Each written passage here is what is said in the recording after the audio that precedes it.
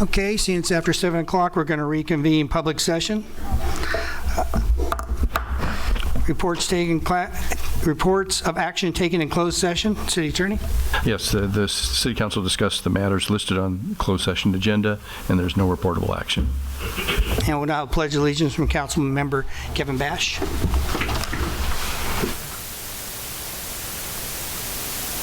Ready to begin? I pledge allegiance to the flag of the United States of America and to the republic for which it stands, one nation, under God, indivisible, with liberty and justice for all. Please remain standing for Pastor David I'm going to butcher it up, David, from the Beacon Hill Church.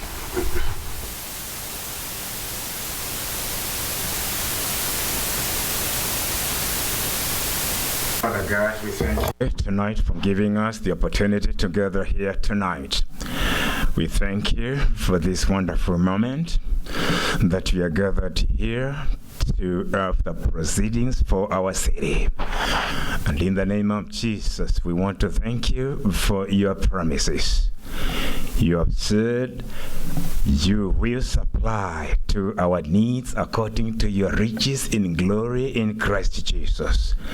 We pray for our city needs, that Lord, you are going to supply to the needs of this city according to your riches in glory. Praying also for our leaders. The Lord, you are going to give them wisdom to govern this city in the ways of the Lord, and that this city will prosper to and for your glory.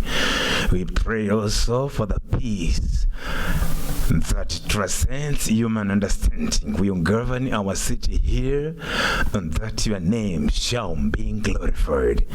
We pray for your blessings to overshadow this city, because you have promised the promises for our city and for our nation. And in the name of Jesus, today we pray that your mighty hand will be upon our city here and even our country. Praying today even for the proceedings of the day. The Lord, you are going to bless, and your name shall be glorified. Praying also for the remaining days for this year 2017, that your goodness and your mercies will overshadow us as we look forward to the year 2018, and your name shall be glorified. Be there for us and with us, and your name shall be glorified. This we pray, trusting in the precious name of our Lord Jesus Christ. And let's all say amen together. Amen. Amen. Thank you very much. Thank you, Pastor David.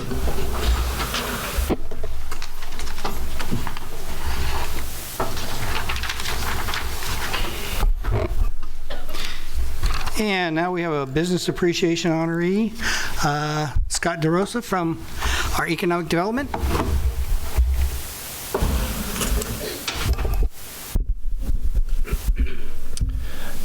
Good evening, ladies and gentlemen. I'd like to invite the crew from Silverados up to the podium here. I say crew because there's so many of them that I wasn't going to name all of them by name. And go ahead and stand over here or around us. Sure.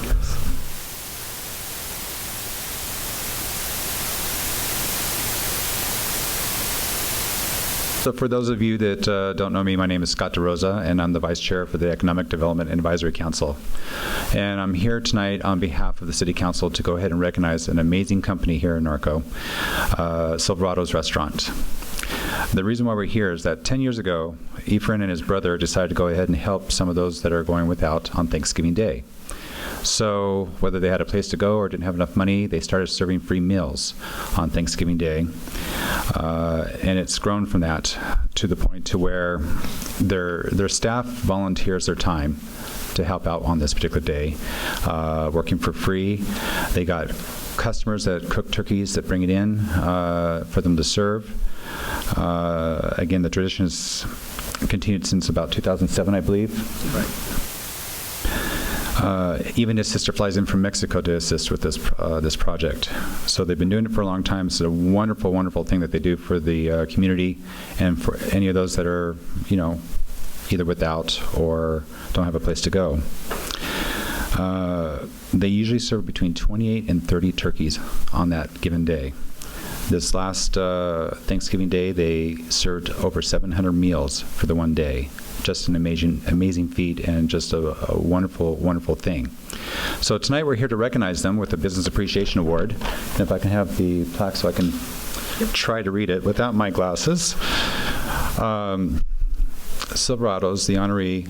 The City of Norco hereby honors Silverado for contributing to the vitality of 6th Street and for representing Horsetown, USA's true spirit of giving and by hosting the hungry families on Thanksgiving Day. Please give them a big hand. Efren, would you come up here? So this is Efren, the owner of Silverado's, and brother Israel, yes, that both got it started. Would you care to say anything? Put you on the spot. We want to thank all of you guys for this award, and we want to thank all of us, our customers that help us to do this every year, and some of our friends, Brett Sakamoto, help us a lot with this event. So we want to say thank you very much for this award, and thanks.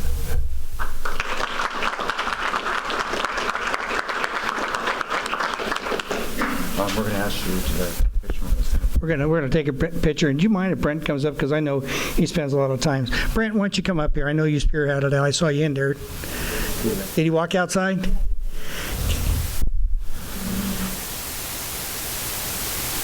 Yes, we're going to take... For the photo op.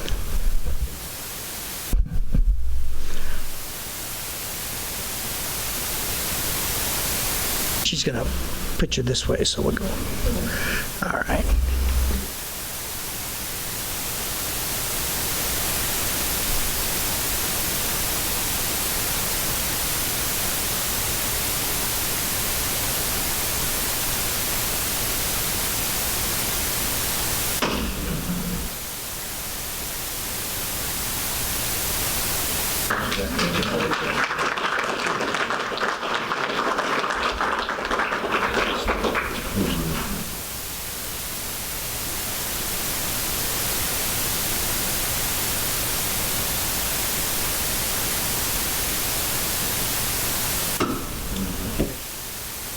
In the true nature of a volunteer, Brent didn't want any recognition. He snuck out.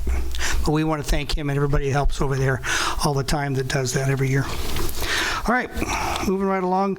City Council business items, the City Council communication reports on regional boards and commissions. And with that, I'm going to start with Andy to do a recap of the Silver Lakes Summit meeting we just had that several council members and your staff attended. Good evening, council members and staff and residents of Norco. So this past Monday, we attended a business meeting at Silver Lakes Park. The purpose of that meeting was for Silver Lakes to provide a review of the activities that took place there during this past year, 2017, and to provide a business update, a business plan update for stakeholders with respect to the Silver Lakes facilities. Some of the takeaways from that meeting is that Silver Lakes represents one of the largest investments in the city over the last 2.5 years. With the completion of phase 1 improvements in facilities and infrastructure, currently there is over $50 million that has been invested in the Silver Lakes property. And it is also important to note that besides Mr. Brandes, whom most of you have seen come to before the City Council to speak about the project, there are plenty of other investors that are participating in this important project in our community. Part of this business meeting was a way to for Civilex to talk about how they plan to execute a business plan in the future to ensure that their investors obviously get a return on the investment and to serve the needs of our community. This was an opportunity to, most importantly, for Civilex to discuss their operating plans as well as future investments that they plan to do in Civilex, especially the plan to expand the equestrian side of the operations there at Civilex. One of the things I was personally impressed with is the level of talent that Civilex has assembled over the last year and a half or 2 years since the project actually got underway. And this team of employees as well as partners, the whole idea is to bring first-class, manage this first-class facility. Is not something that can be done by one person, and part of their business plan with respect to informing the investors and those that have that are stakeholders in the Civilex facility is to showcase this talent that they have brought on board. And by the way, the city is a significant stakeholder in the Civilex property. Some of the things they discussed includes again having each one of the talents business unit managers make presentations to those that were in attendance in terms of what they have done over the past year with respect to their sporting events, with respect to some of the festivals that have taken place there at Civilex. But also, I was also impressed with the level of partnership that they have brought in to help them apply technology in the areas of promoting Civilex property, managing athlete development, recruitment, as well as managing their scheduling and their booking. There are a lot of business partners that Civilex have partnered with to create the Civilex experience. And so 2018 is being described as the year of Civilex. So they are planning on plenty of activities along the lines of their sporting events. Also, with the opening of the Field House restaurant, they are planning a lot of activities with respect to booking that facility and having more events take place at the Civilex property. There were some information presented. Unfortunately, I was late to that meeting with respect to the attendance at Civilex events during this past year. But my understanding is way over 1 million people have participated in different types of events, whether it's the soccer activities and some of the equestrian activities that are currently done at Civilex, cross country, some of the concerts and festivals that took place there in 2017. Anything I didn't catch, I will let the rest of my fellows that attended catch up with that. Thank you, Andy. Yeah, very good. Robin? Nothing to report. Berwin? I don't have anything on the commissions. They're kind of quiet for the holidays, but I'll just add one thing that Andy was talking about, the showcase over there. It's hard to believe all of the numbers that they showed us the other day, that the people that have come through there this last year, the contestants and the attendance, and amazing. It's nothing but great stuff for our town, and some of the big events they got coming for this next year is going to be great too. So looking forward to it and everything, and I was happy to be invited to the meeting. Thank you. Thank you. Greg? Thank you, Mr. Mayor. Good evening. The other week, attended the Chino de Salter Authority board meeting, and most of the items were routine in nature as we're winding down on some of our larger projects. And then last week, I did attend the senior Christmas luncheon, and I wanted to let all the council members know that they did donate to the Secret Santa for the seniors. And after the meeting, I'll let you know how much you donated. Appreciate that. That's all. Thanks. Kevin? I have to concur with Andy. One of the things that I was shocked about Silver Lakes is that they had 35 horse shows there this last year, and they're planning to do a series which will have 60 horse shows, anywhere from 30 to 80 participants. So that's kind of interesting, and they're doing a full range of things.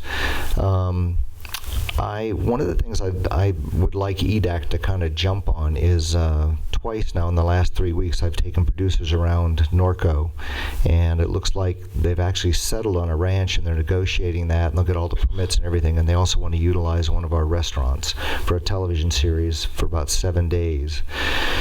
So fingers crossed that's going to work out, but I think that one of the things we've talked about for a long time is putting together a location book. I think we need to do that. I've been appointed to the League of Cities State Environmental Committee, so I'll give you the dates on all that coming up. February 2nd, we go before the State Commission, Historic Preservation Commission, to place the Navy base, a portion of Norco College, and the prison on the National Register of Historic Places. I sent you all an email. Shockingly, the head of the Federal Historic Advisory Commission for the federal government, one of our nemesis, is actually now supporting the move, as is the Office of Historic Preservation. My 15th year on the Norco College Advisory Committee. I can't believe it. The new president is incredible, and I love Brenda Davis 100%, don't get me wrong, but this guy's taking everything to a new level. A lot of very cool things that I can't quite talk about yet are in the fire. Not just the veterans issues that they're really working hard on, but a lot of other things they're working on, and I think that people are going to be very pleased with what they see coming out of there. And then I finished my 10 years on the Corona Regional Medical Center. My last meeting was last week, and it's kind of sad because I was able to help a lot of people, but I think we put that hospital to a new level in terms of the emergency, and Cassandra, who runs Leaps and Bounds, is going to take my place. So I think she's a fantastic choice, and so that's all I have. Thank you, Mr. Mayor. Thank you. I'm going to defer my time while we have a full house to Sergeant Bill Davis regarding the upcoming holiday enforcement activities, and then Scott, if you can follow through there on the fire things coming up. Good evening, Honorable Mayor, members of City Council, and staff. I do have several announcements for you tonight. But today, the Norco Sheriff's Office did participate in the Shop with a Cop program. This program was started in 2000, and it was designed to help foster good relations between citizens, especially children and law enforcement. So today we had 4 children from the city of Norco meet at the station, and we drove them over in our police cars to the Norco Target. And right before we got there, we turned on our lights and sirens and made a big deal. So if anybody saw our lights over there and were concerned that something major was happening, it was just the Shop for the Cop, or Shop with the Cop. So we had a good time. We helped kids pick out presents for their, not just for themselves, but family members. And Norco generously donated $100 per kid for the presents. And after they were done, we took them in the back room and helped wrap the presents for them and gave them some snacks. And then we took them back to the station, and their parents came and picked them up. So it was a great event. We enjoyed it, and we look forward to doing it next year also. We do have several holiday enforcement operations coming up. On December 30th, we do have our first grant-funded DUI checkpoint at an undisclosed location within the city. I do know where the location is, so please don't ask, because I'm not going to tell you. It's a secret. We do have 3 more to complete in 2018. New Year's Eve, deputies from the Norco Sheriff's Office, along with code enforcement and animal control, will be patrolling the city streets looking for people lighting off fireworks. And this will be a zero tolerance, so everyone we locate lighting off fireworks will get a citation. And the fine's pretty hefty, from $1,000 to $2,000, depending on what type of fireworks they're lighting off. And the Sheriff's Department, along with the City Council, city staff, and the Fire Department, have posted educational information on various social media platforms to educate the citizens prior to our enforcement, to hopefully reduce the amount of fireworks being lit in the city. And citizens are encouraged to call the Sheriff's Department if they see anyone lighting off fireworks. And that's about it. I'd be happy to answer any questions, and I hope everyone has a Merry Christmas. Thank you, Bill. Scott, I know we're due for some high winds, so you have any wisdom on the fire? There's only one large fire still burning in Southern California, and it's the fire that's in Ventura, the Thomas Fire. The winds are supposed to surface again this evening into tomorrow, and then again on Saturday, I believe it is. And this condition is expected to be with us for the entire winter. So we just urge everyone to be very diligent in their fire safety. The Thomas Fire last week tragically cost the life of CAL FIRE engineer Corey Iverson. His services will be held Saturday in San Diego. It touched some of our own firefighters here in Norco that formerly worked with Corey. And there's 4 of them that are currently off duty supporting the family and meeting their needs for the funeral. And again, I just urge everyone to be extra diligent over the next few weeks while it remains hot and dry, and be extra cautious. Thank you, Scott. And I know as partners here in the city, all of us here in the city, surely mourn for the loss of that firefighter, and hopefully at best for his family. Thank you. All right. Going to the next item on the City Council consent calendars. Do I have anybody who wants to pull anything? F. Pulling F. Seeing no other pull, do I have a motion to approve the rest? Second by Greg. Yes, Mayor, I have a motion from Councilmember Bash and a second from Councilmember Newton to approve the remaining items on the consent calendar. If you could please vote.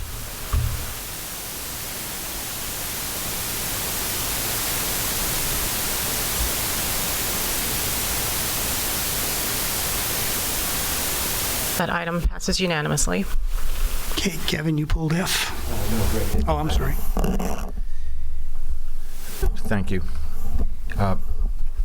Steve,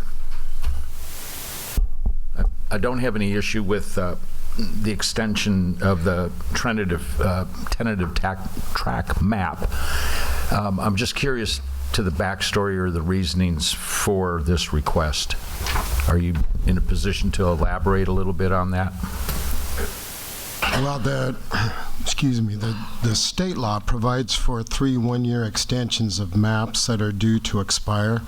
When they're approved, a tentative map, the owner has 2 years within which they can record the map, final map, and then the lots actually become legal lots. If they're not able to do that, then they can request 3 one-year extensions, and this is the first one-year extension request for this.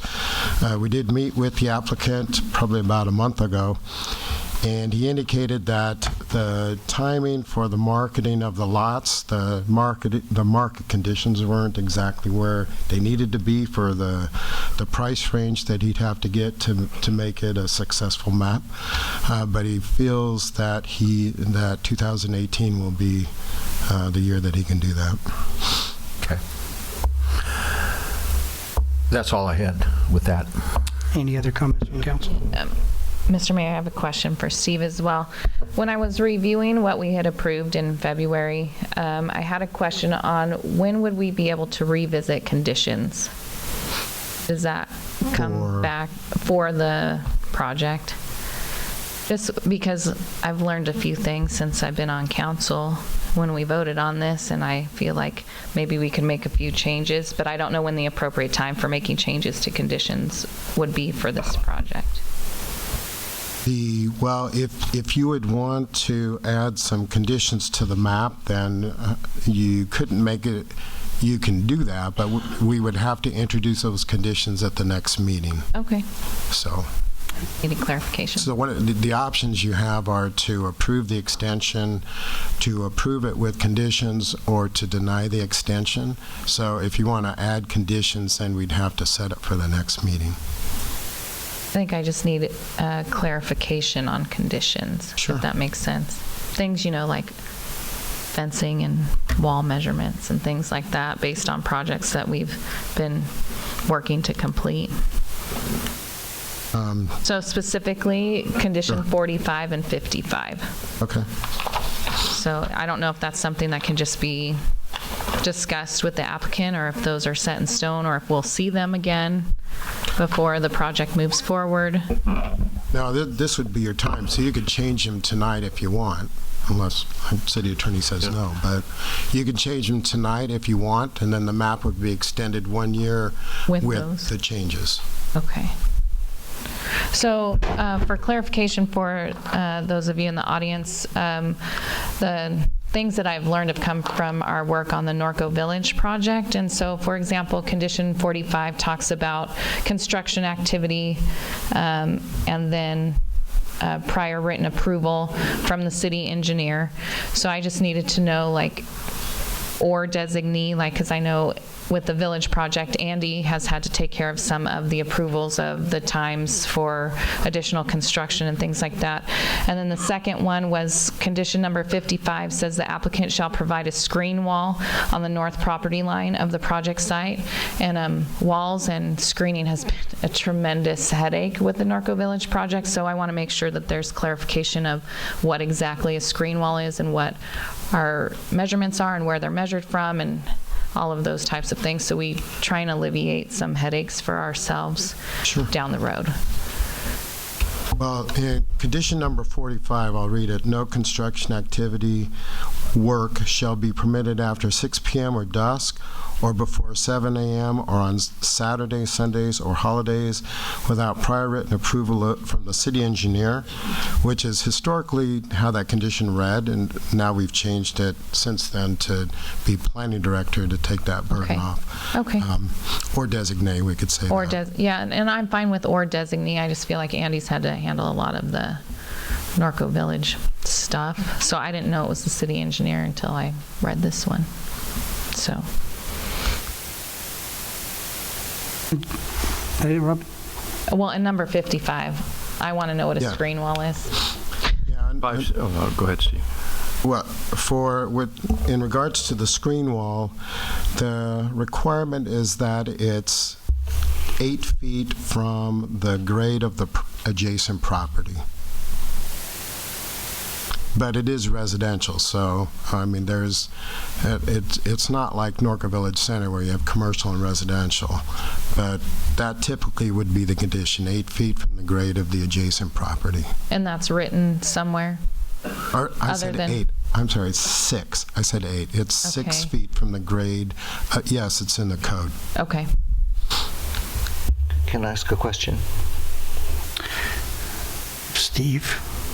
Steve, yeah, because drawing off what she said, I spent a lot of time out there myself, and part of the problem is when they graded, there's a slope, and so they measured from the bottom of the slope where the original property was because they had the existing block wall. Mm-hmm. And then what they did was they built it up so that it's now, and even though it's Corona residents primarily, the issue she raises a very good point. So can they do that again with this property, even though it's residential, or will they have to keep it to the current grade and match the grade? And just so we're clear, the developers worked really hard to alleviate this problem, but essentially he raised the ground, I don't know, 4 feet. Yeah. So that I was just speaking with the Public Works Director, and this property is actually going to go up in relation to the properties behind it. So instead of having the wall at the grade of the adjacent property, it would be at the top of slope of this property. So how high is slope? We don't know yet. So the wall could be on top of a 10-foot slope and a 6-foot wall, so 16 feet high.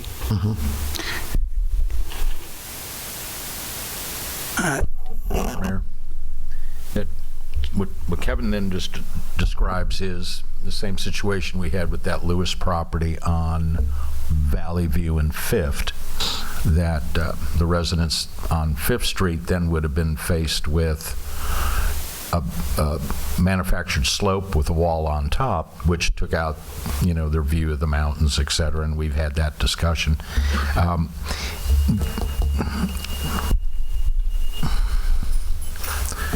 Be careful.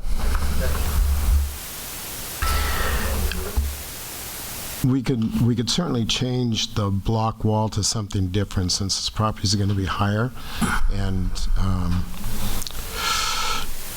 I guess what I'm, if I may, past the map, they're still going to have to bring back engineered drawings, architectural drawings. They're going to have to be reviewed to meet certain landscape requirements. Yes. Correct? And so all those reviews come in the future. And I think that at that time is when we look at the particulars of the screen wall.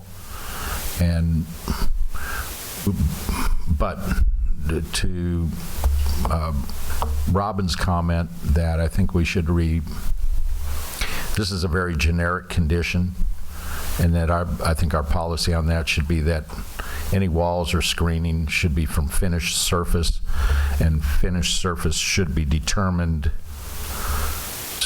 beforehand so that we don't run into the situation that we did at the Lewis Center that Kevin just described.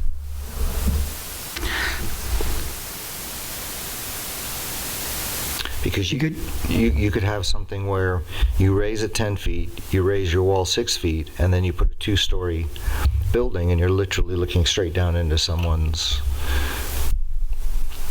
I'm concerned about that. Kevin, any more? Nope. Greg, any more? Robin? Brew?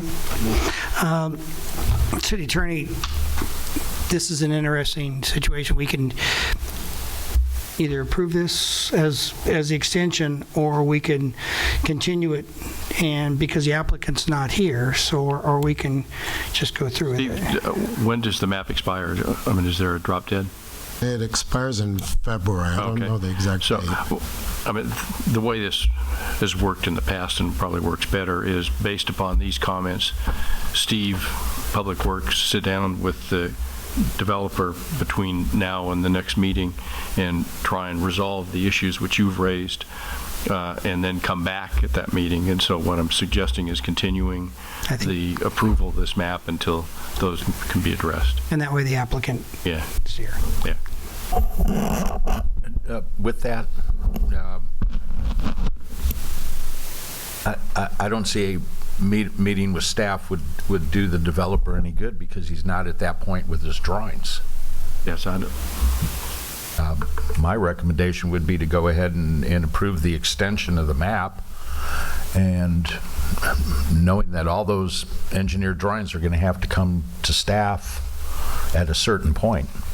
Okay. Well, is there anything in the code, though, which allows staff to address the issues which you've raised? You're the attorney. No, but I'm not the engineer. Sure, there is. I don't know. Yeah, but, I mean, I'm not the engineer, so I don't. Right. I think with the changes to the conditions, the way they've been stated, and the applicant's not going to have a problem with those. We could move forward with the changes tonight.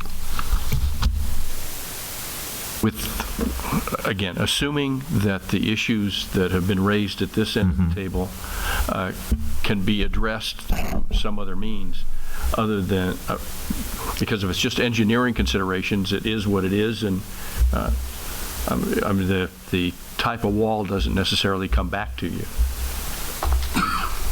And if it's going to, and if the slope is going to be 10 feet, the slope's going to be 10 feet, and if it's required, there's a wall required on top of it, that's what staff's going to do. And I mean, you can talk to what works for the developer, but it's still going to be 10 feet with a 6-foot wall.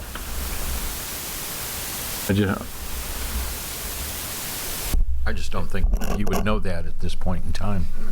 Yeah, I don't. Right. We will.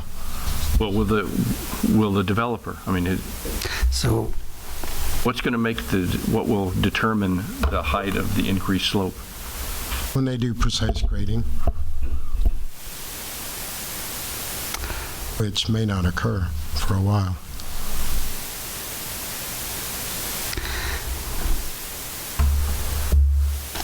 So our best resolution. Steve, is there somewhere along this process that we can revisit the conditions without changing them tonight? That's all I'm asking, is I don't want this to be set in stone and us to be held to this 2 or 3 years down the road. The answer is that the only opportunity you have is kind of quid pro quo for extending the map. Otherwise, the conditions are the conditions, and he has a vested right to build to those conditions. Yeah, I'd like to make a motion to continue this. And at least maybe you can address with more specific language the issues which... And invite the property owner to talk to and discuss, and maybe you have a pre-meeting, but... We have a motion to have a second to continue it. I'm sorry, what was the second? Who was the second? I don't have a second. Kevin made a motion. Okay. I'll second it. And Newton second for the continuing. To continue? Okay, please vote.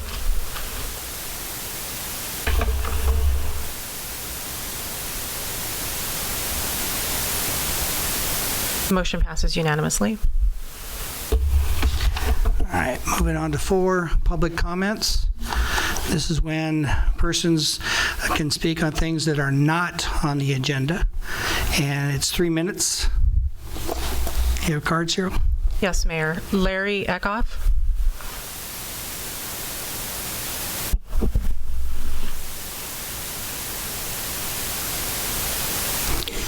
Good evening, Larry. Mayor, council, staff. Oh. Mike. Great, you got it? Okay, thank you. Let me start again. Mayor, council, staff, and people behind me. Monday is Christmas. And I know everybody in this room is having that one person that they don't know what to get them for a gift. I'm going to solve that problem right here and right now. Number 1, you can buy a brick to put in the Circle of Honor at the Ingalls Memorial for a veteran or a active duty member. That's one. Number 2, you can get a gift certificate if you don't have the information. They can buy their own brick when they can supply the information. Number 3, and I just got this and it just blew me away. It was my birthday and I got a card with a check made out for a donation to the Veterans Memorial. I don't need anything, and I'm sure a lot of people, I don't need stuff. That just blew me away. So what I'm suggesting is you've got that person you don't want to get them a gift of a donation to the Veterans Memorial. Just write on the Christmas card, I'm making a gift in your name for the Veterans Memorial. That's 3. So I've solved everybody so they can concentrate on what they're doing tonight. A couple other things. First of all, the Veterans Memorial is open from 10 a.m. till dusk. Now, I've checked it. I've gone up there when the winds were blowing, it was raining, they opened the gates for the people to go up there, and people go up there. I see little flags on there. They go up there. But if you go up there and the gate is not open, Berwin Hanna will drive up there. He will open the gate, and he will buy you lunch for your trouble. So, isn't that right, Berwin? You do that, right? Or drive a bus up there, one of the two. Only one, because I've only got one gift. Oh, okay, all right, okay. Merry Christmas to everybody. And can I get a hoorah? Hoorah! Oh, I got more. Okay. Semper Fi, Maureen. Good job. Pat Overstreet. Pat.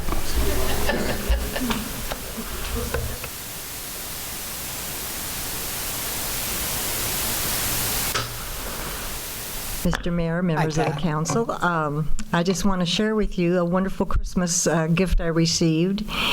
Driving out the back way of Norco to La Sierra through North, it's been landscaped, and it looks as though you've chosen Canary Island pines for both sides of the streets. I can't tell you how happy I am. It was a great Christmas gift. Thank you, whoever's responsible. Every time I think about and I've mentioned it so many times at this dais, that the Canary Island pines on the strips on the way, Harupa, on the way to the Ontario Airport are just magnificent. I'm not going to be here when it happens because I'm just really getting old, but that entryway is going to be magnificent. In 5 years, 10 years, 15, 20, what a great entrance to that part of town. And I encourage us to put more Canary Island pines, all the places we've had to pull out the pepper trees. But just thank you so much. I was just overjoyed. What a great Christmas present. Thank you. Thank you, Pat. And thank you, Chad, and your staff for doing that, along with Brightview. Jim Pollard. Just so you know, Mr. Mayor, real quick, unfortunately, we already had that route vandalized as of yesterday. Somebody stole one of our new stop signs that we placed there, so it's already been taken. So. Oh, there's a Grinch. Mr. Holder, hi. Well, get past that. I just want to wish you all a Merry Christmas, and I live in a city where I can say that. And thank you for the work you've all done, staff and council members and officer, and for all the work you've done in the last year. And I also want to mention that the Boy Scouts will be selling mistletoe. They have permission at Tractor Supply, so if you can support them, all the money that they get will go in their own personal Scout account. Thank you. They're in school now, so we really don't have a schedule, but probably this weekend you'll be able to see them there. They won't be at Stater Brothers because they don't want to have a conflict with the Salvation Army. Thank you, Jim. Mayor, that concludes public comments. All right.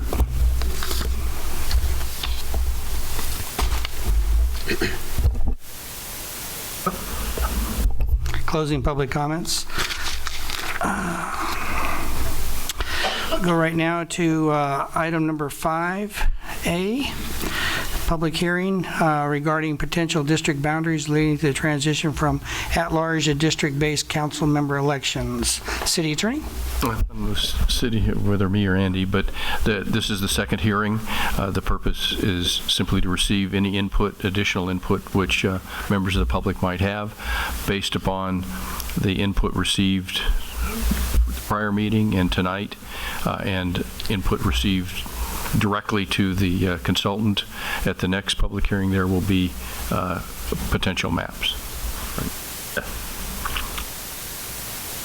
Andy, did you need to add to that? No, rather I would have the city clerk speak to some of the resources that we have available through the city website to help folks provide input to this process.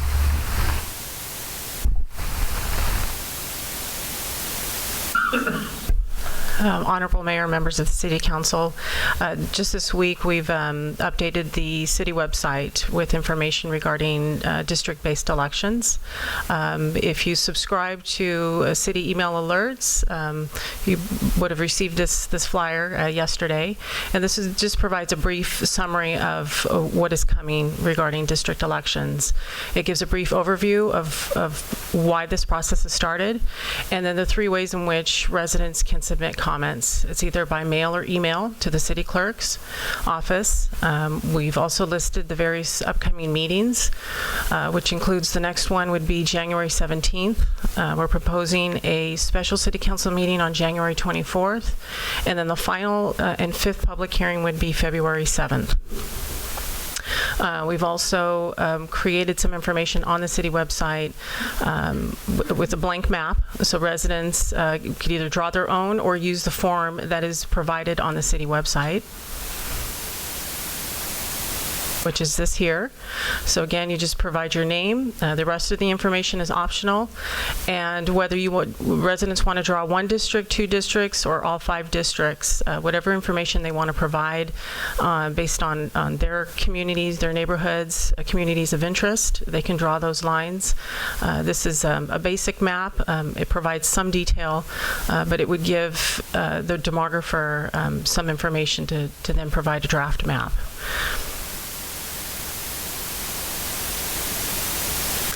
So I quickly just wanted to show on our website, this information is located in different areas, but primarily right on the homepage is the flyer that I showed previously. It is also located under the homepage under Government. The very first drop-down menu is district-based election information, which then takes you to another series of drop-down options there, which provides a little bit more information on the background, the process, the California Voting Rights Act. It provides a little bit more information on the public hearing dates. And under each state, I have information on the agenda. We have links for the city council agendas, minutes, videos are upcoming as well. Any information that the demographer presentations would have presented is also there. We have links to the demand letter received from Shankman and Hughes. So all of that information is provided there as well. The next item there is drawing district boundaries, is that map I showed you. And then one additional way to provide input, if you don't want to email the city clerk, you can just simply go to the website and there's an input form. You just put your name, your comment, submit it, and it comes directly to my desk, and I share that information with the city council.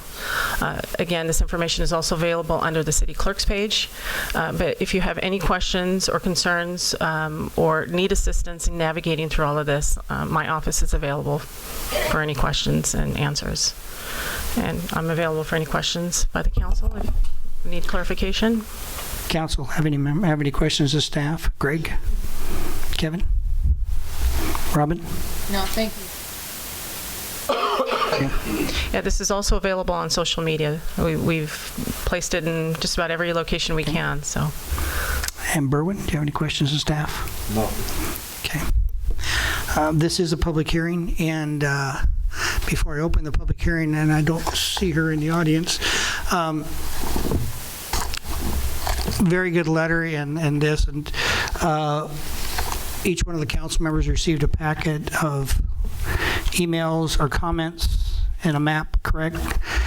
We like to make sure those go on to into the public record regarding this item. Correct?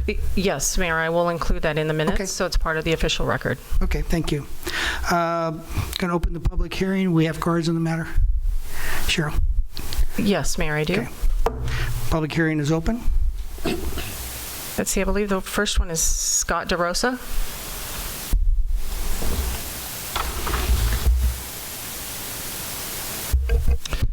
Good evening, Honorable Mayor and council members.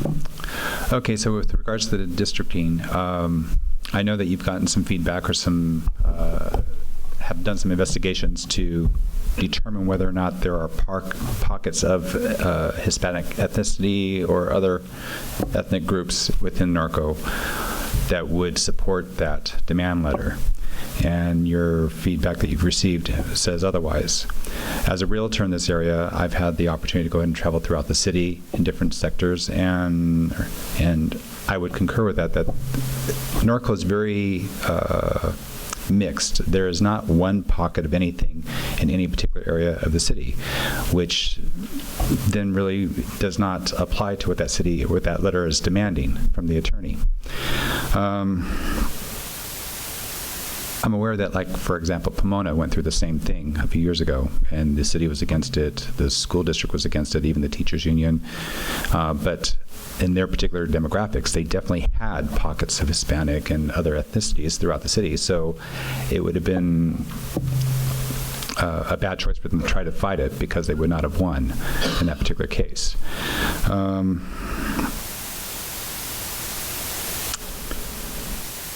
at this time, all of you as council members represent the city as a whole and its best interests. I would be fearful that if we went to districting, that as there's a representative for each district, that any voting or anything going on would be more biased to that particular district than for the city as a whole. And for an example, there could be an area of Norco that is not as fond of horses as other areas.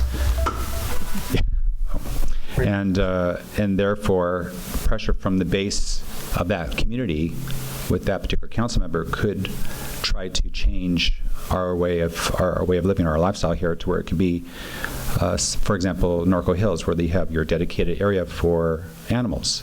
They could try to get that voted away so that it's not there anymore, so they can do other buildings or whatever else they do. Anyways, in conclusion, I would really, based on the demographics of Norco and knowing that that letter does not, or our city does not really match what that letter is demanding, I would want to see you fight against it and not go to districting. I think you have a fair chance of winning this one just because we don't fit what that letter's concerned about. That's it. Thank you. Thank you, Scott. Sorry for the phone interruption. Larry Eckhoff.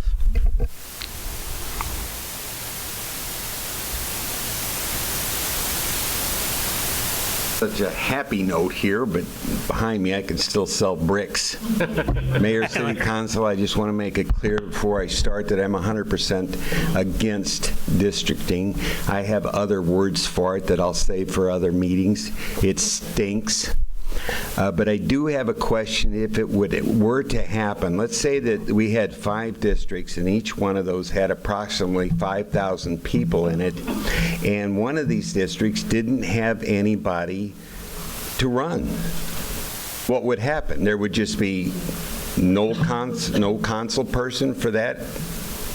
You're leaning forward. The majority would appoint the majority of what? Of the sitting council would appoint whoever would represent that district. They would appoint? Appoint, yes. They would pick somebody? Yes. You got it. Well, wait a minute. Okay, I know this is, I'm supposed to be general. If they were to pick somebody, what if this somebody that they picked was not acceptable to whoever accepts the person? What if they weren't the right skin color or the right last name? I don't know about the skin color or last name, but if there's somebody that is that interested, they should have run.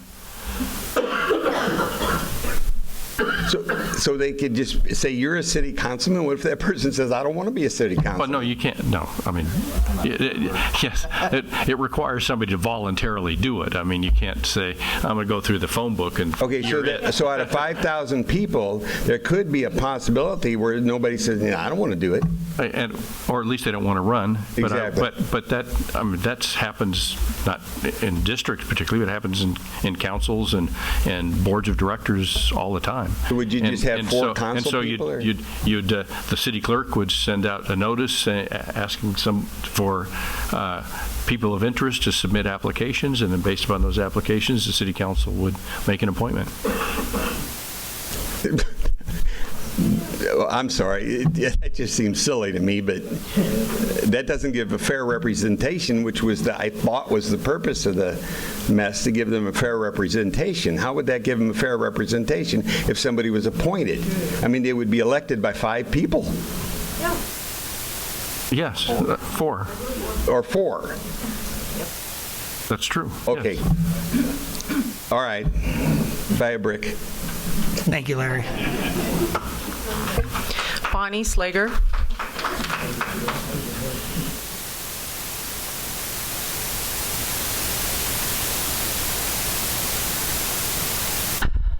Tough decision for you guys, and I like everybody else don't like this because I feel that other people don't respect our lifestyle. However, given that you're trying to make a plan on this, what I would like to see you do is consider drawing the boundaries like east to west lines, say like take 6th Street all the way across, so that a council member would have part of both sides of the freeway.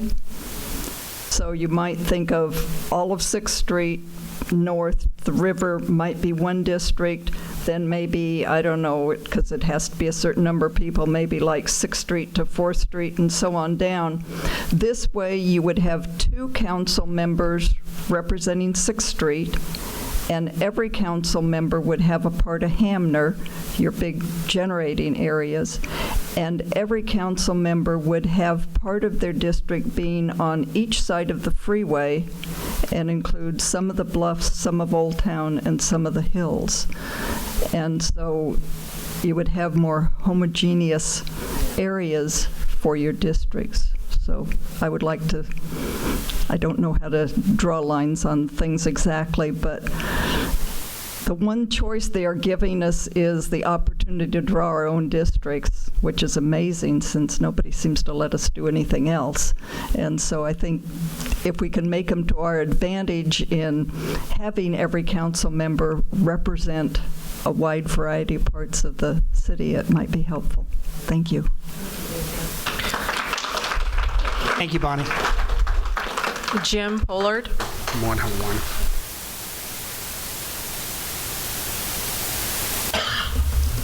Well, I'm against districting, and I want to keep my animal lifestyle here in Norco. And I like the ability to be able to elect council members, what side of the city they live on, over their ideas and plans for this city. I lived here before the freeway went through, and I do live on the far side over by Norco Village, and we thought that that was going to be a determination of separating the city with the freeway. I don't think that it did. We have a good connection with both sides, and I just want to hopefully keep that, and right now I'm against districting. Thank you. Thank you, Jim. Pat Overstreet.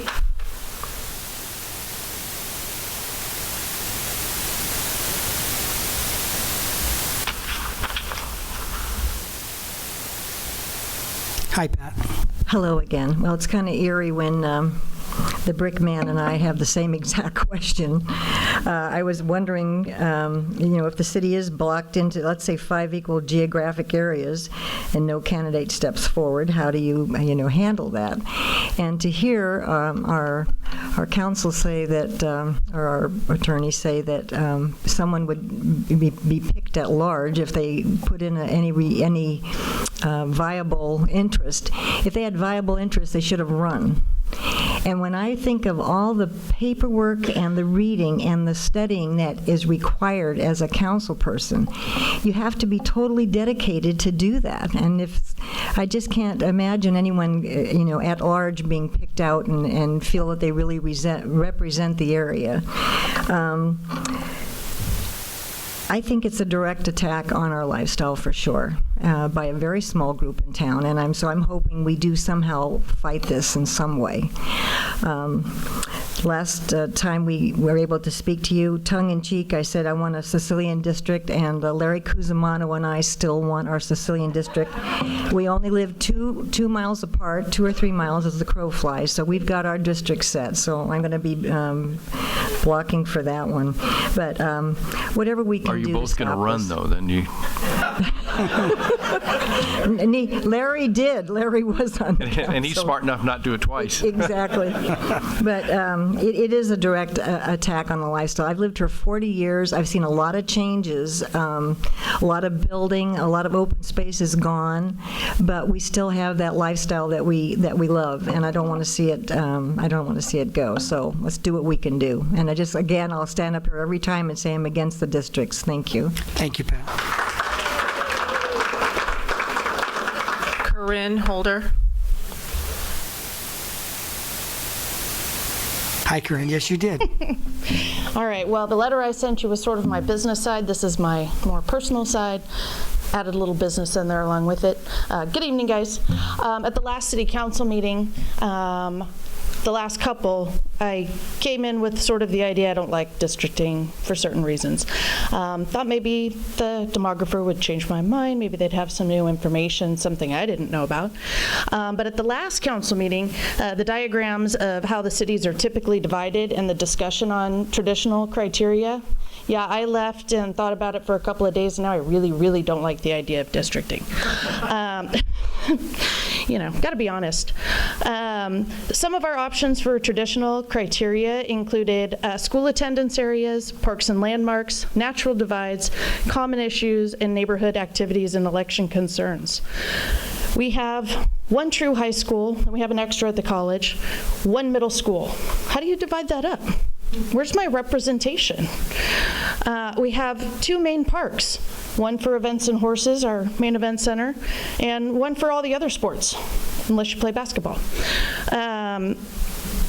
We have basic 3 landmarks. None of them have a voting population. I kind of count the Norconian, Beacon Hill, and Pumpkin Rock.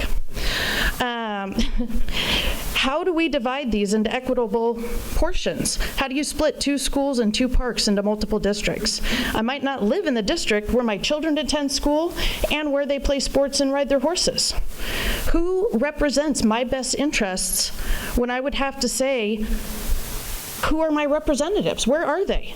I live over here and everything else is done in all of these other areas, and I don't get to talk to those other district people. I might not know who they are, and I definitely didn't get to vote for them.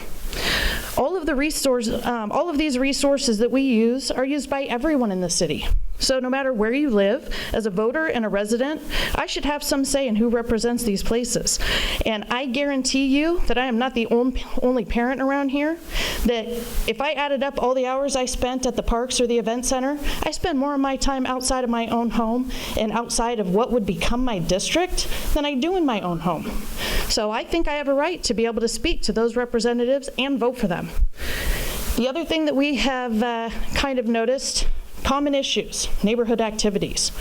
Okay, as I see it, residents have a citywide concern fixing roads, infrastructure, maintaining our parks, and keeping our large lots. Our neighborhood activities, our small block parties, they're tied to our children's school and sports activities, church functions, or events at our main event centers. We cannot divide those areas. We can't. And we are equally representative in all of them, being able to elect all 5 council members. When we want to have influence on every single council person, we want our voice to be heard every single time we speak to you. So having these events all over town, it's important. Our lives cannot be divided in that way. So I personally think that we need to fight this issue. I think we can do it. So I would appreciate your time in trying to figure that out while we work through the part we have to do. Thank you. Thank you, Corinne.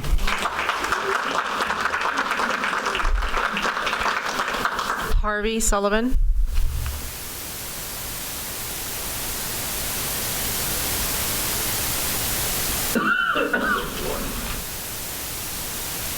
Hi, Harvey. How you doing? Congratulations, Mr. Mayor. Thank you. Good to see you on there over there.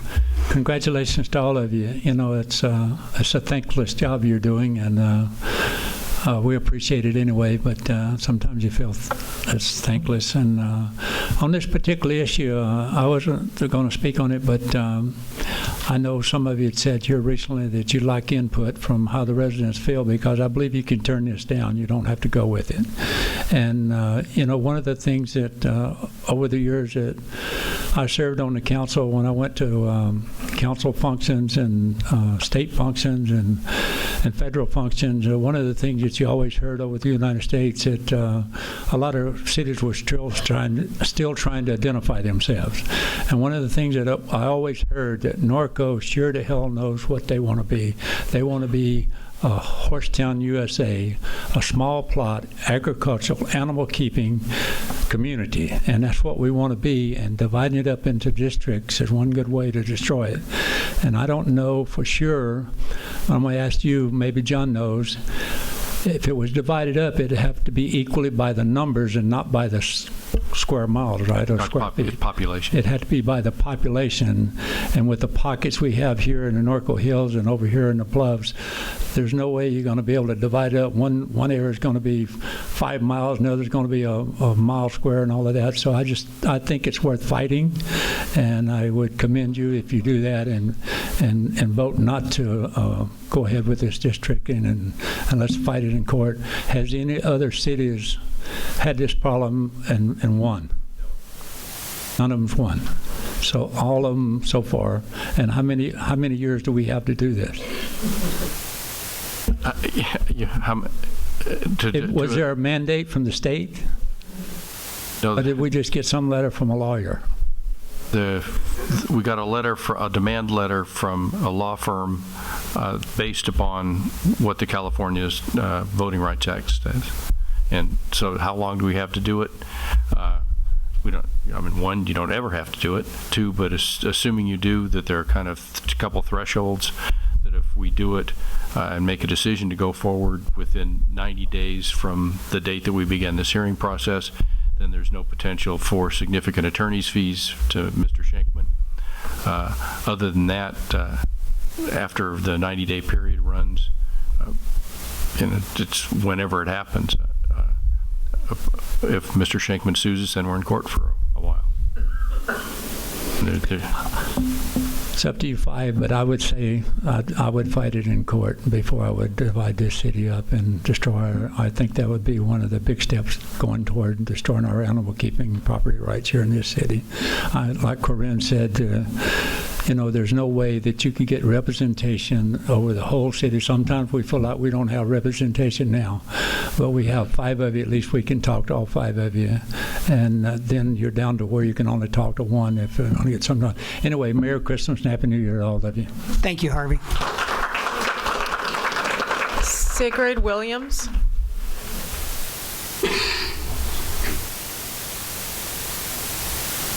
Hello, Sigrid. Hello, how are you? Good evening, ladies and gentlemen. Dr. Sigrid Williams. I'm a professor and lecturer at Cal State Fullerton in Politics Administration and Justice, and I have just been recently hired at Norco College in their Administration of Justice program. Districting sounds really good at times. Geographically, you get better representation. Individuals are more attuned to the problems within their districts. There's participation that goes along. However, Shankman and Hughes, a husband and wife team out of Malibu, who owns a law firm that wants to sue my little cities and insist that we redistrict for our elections, is absolutely wrong. And for little cities to run from a law firm of a husband and wife is wrong as well. And I implore you to fight. Huntington Beach right now and several other Orange County cities are fighting this law firm because they are in Malibu. They are not here. They don't understand our lifestyle. But let's look at what at-large elections give us. They give us more impartial representation. They give us a concern of the problems of our city as a whole, not individual areas. They have numbers of available candidates that tend to be greater when we're voting at large. And in a small city of 26,000 that we are right now, with 5,500 of them under 18, so they can't even vote, we had 33% of those 19,000 that voted, which means we don't have any denial of access, which Shankman and Hughes is saying is part of the problem for their lawsuits. So I stand here opposing that you district our city. You allow these at-large elections and you fight them, and you fight them with everything you have on behalf of the city. Thank you. Thank you, Sigrid.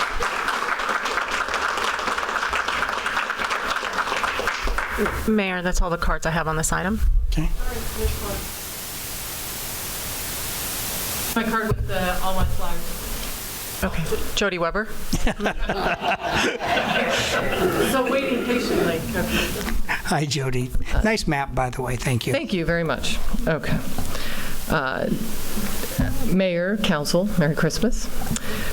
First of all, I want to acknowledge and appreciate the fact that you actually created maps, blank maps that you put up on the website so that citizens could actually draw on them. So I do encourage Bonnie had mentioned she's not good at it, but it's actually pretty fun. The map itself doesn't give population, so obviously I put the caveat on that, and I actually did this in just an hour or so before City Council. I do appreciate that the website's been updated. I appreciate the fact that you've uploaded all the documents. I do have a few suggestions, though, as to your flyers. As you're aware, I serve on the Citizens Redistricting Commission. I've done and participated and made plenty of recommendations regarding outreach throughout the entire state of California regarding this particular issue. What is of utmost importance is education to the community, primarily as to where the input needs to be, which is as to communities of interest. Your flyer in the top of the map actually says, City of Norco, districting, draw your neighborhood. It's not just your neighborhood. I would suggest if this is just an e-flyer that you remove the cell phone out, or that has the calculator, or I mean the calendar on there, and actually identify what constitutes community of interest. You can actually use the definition that Mr. Johnson has provided, but also in this particular city provide some examples as to what constitutes communities of interest. For instance, landscape maintenance districts are a community of interest. Ingalls Park is a community of interest. Everything that Corinne had mentioned are communities of interest in the city of Norco. Hamner Corridor is a community of interest. 6th Street, as Ms. Slater had mentioned, is also a community of interest. Provide those as examples. It's not just your neighborhood, because you have to draw the district larger, because it's not just about a neighborhood. So I'd appreciate you changing that on your map flyer. It's a little misleading because you actually can't just draw borders of neighborhoods, because if I thought of a neighborhood, I'd just draw my street. You know, that's my neighborhood. So just expand that so it's not misleading, suggesting you have to draw districts of 4,000 population. Secondly, there is no evidence of racial polarized voting in the city of Norco. They can't find it. I've talked to Mr. Johnson. He's not going to do a racial polarized study. He could do it. The demographics don't pan out. You actually cannot draw a district in the city of Norco that would be a majority-minority district, not suggesting that it's required. It's not required, but you can't even draw an influence district. You have a CVAP, which is a citizen voting age population of 26%, or 22%, excuse me. Take out the prison, it's down to 21. You only have, based on Mr. Johnson's statistics from 2014, 13% Latino voter participation. If you look at his map, you can't draw a minority district or even pack them if it's not going to be contrary to the Federal Voting Rights Act or the the California Voting Rights Act, to put them in a district in which they would have a majority. There will only be potentially 21%, if you'll indulge me momentarily. You're not going to be able to create, with the population that we have here, influence district either, even if you put them all in one district. And we're only talking about Latinos. That's the only minority group that they've actually focused on. We don't have sufficient population based on Mr. Johnson's statistics to even consider an Asian population. So we're not going to be able to create that, even if you packed them in a district. So let's take a look at my map real quick. Number one, I'm looking at communities of interest. Again, I just did this. Looking at the hills, I drew as just number one. Community of interest, I identified as the hills, the landscape maintenance districts, Ingalls, and all of the surrounding neighborhoods up to east side, or hillside, primarily because of the fact that they've got impact with Ingalls and the golf course. District 2 has communities of interest primarily with traffic issues that come in from the city of Riverside. District 3 I was looking at for high school, traffic, and Hamner. So you've got a split on the Latino districts identified by Johnson, but whatever. District 4 I was looking at is just, again, you've got some split on Latinos, you've got Egg Ranch issues, you've got Hidden Valley with traffic on that side, and 5, you've got the Navy, you've got Lake Norconian, you've got an LMD there, and you have prison. Of course, it still has to be worked out per population, but I do encourage everybody to take a look at drawing this type of thing, and the population will work out. So thank you very much. And again, I'm against the entire districting process. So I'll incorporate everything I've said. One other point, are the minutes being provided to Mr. Johnson based on all the input from the community? Yes. Thank you. Thank you, Jody.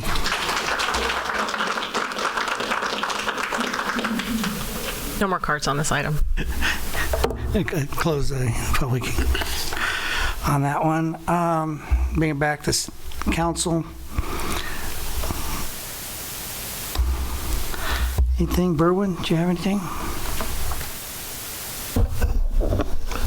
I appreciate all the people that spoke and all the emails we got, and the few that drew maps. It's kind of interesting because everybody will draw a different map, but that's life. You know, everybody has a different idea. But like I said from the onset, they haven't took on anybody like Norco, so I'll fight. I don't care. You know, we've fought too hard for this lifestyle. I've lived here for 30 years. It's always a fight. There's something that somebody's always wanting to do something different, but we've fought and we've had some pretty bloody battles and we've won, and I'm not ready to lay down. So thank you.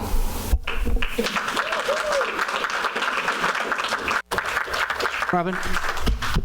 I'd also like to kind of follow up with what Berwin said. Thank you, everybody, for your input, and I would encourage you with the item that Cheryl showed everybody to please encourage your neighbors and the people that are in your communities of influence. Some of you have kids in baseball and soccer, and maybe they don't know about this. Please talk to those people that are in those communities of influence and encourage them to go on the website and participate in this process. Even if they don't have time to come here, they can send an email, they can submit a map. So please encourage involvement from the folks that you interact with on a daily basis to have some influence over this process. Thank you. Kevin? Well, I'm also hoping on the Norco luck. We've been very lucky that this community has survived, and a lot of hard work. A couple of things that I think are of interest. I mean, Corinne, you were spot on where I'm coming from in terms of all the diversity of groups that we have. Schenkman and Hughes, they're just making money. That's all they're doing. We understand that. Some of the people raise the issues of what happens if there's no council person. Well, we've had that twice, and we had the Norco luck. First time when Hal Clark died, came down to me and another person. And actually, was that good luck? Well, what happened is I thought the other guy was the better person because we were going through a very bad downturn economically, and he'd been on council for 12 years prior to that. The second time that happened was we lost Malcolm Miller, and we chose, believe it or not, this guy next to me, who actually totally understood the public safety issues that we were facing. Riverside, they just picked somebody to take John's spot right next to Norco, and they pick somebody who wants to build houses on the very spot that we fought so hard to stop. What tends to happen is they pick the person they need to do what they need to do. Most recently, we had an example of what it's like to have at-large voting. There were 3 of us in the hills that were trying to solve a problem for one of the LMDs. As we speak, all of us are funding that LMD. We are making sure we don't shut the water off. When all of a sudden, for example, if I look at Jody's map here, you could have a situation where you would have 1 representative for 5, maybe 5 LMDs. That's not what she has here. You'd have 1 vote. Now, the first generation, I'm very confident the 5 people sitting here care just as much about the bluffs as they care about the hills, and we've proven it. Every one of us have proven it. But do you think the next generation of council person is going to be going up in the hills saying, you know what, we're going to help you with this LMD? They're going to say, you signed a contract, we're really sorry, and you'll have 1 representative. And you better have a good one, as opposed to if we do this cutting it up. Harvey, I am in total agreement with you, and it was actually really nice to see you standing up there. Thank you for coming. That was really nice to see you. We go way back. We've had our differences, but we've had a lot of good times together, and it was really nice to see you there.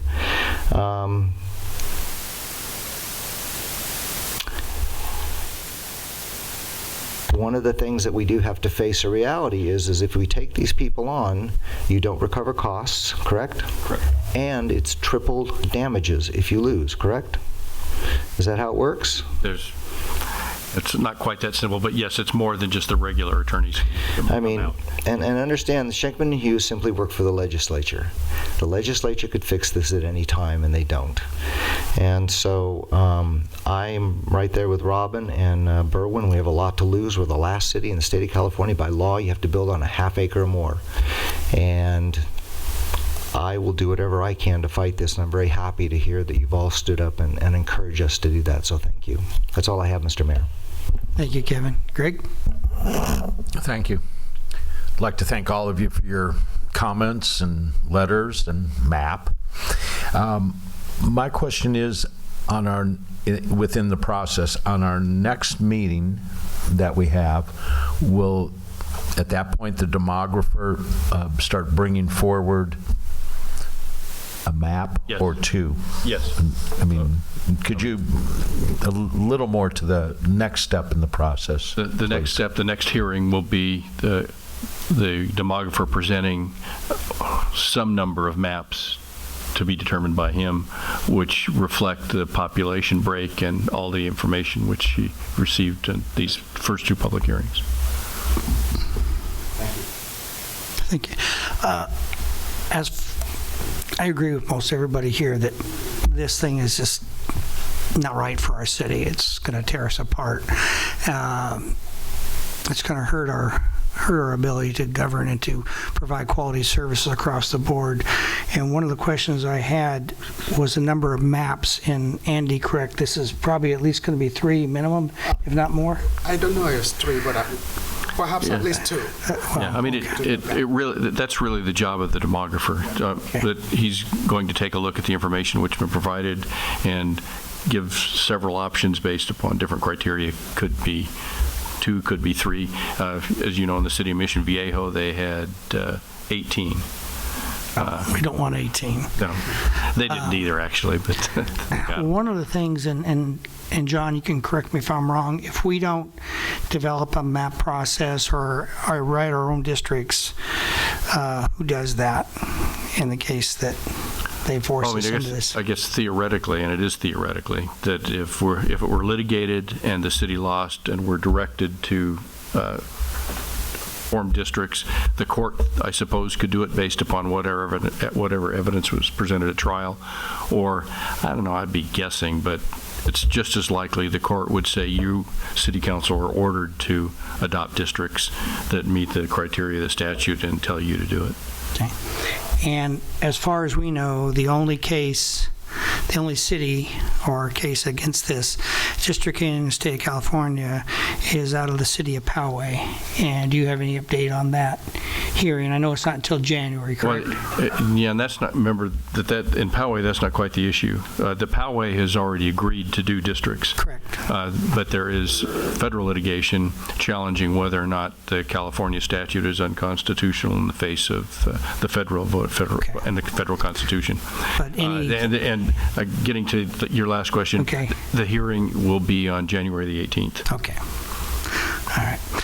At the last council meeting, Councilman Bash recommended that 2 council persons go along with the demographer when he gets in between drawing the maps, and as a show, because I think myself and Mayor Pro Tem Grunmeyer are going to be doing that. And I know not against anybody else, but you guys are up for re-election. I don't want to show impartiality with the election. So Robin and myself will be doing that. Just to make sure if this thing goes bad that at least we showed impartiality on it. So, with that, I close the public hearing number 2 on this matter. And moving down to 5B.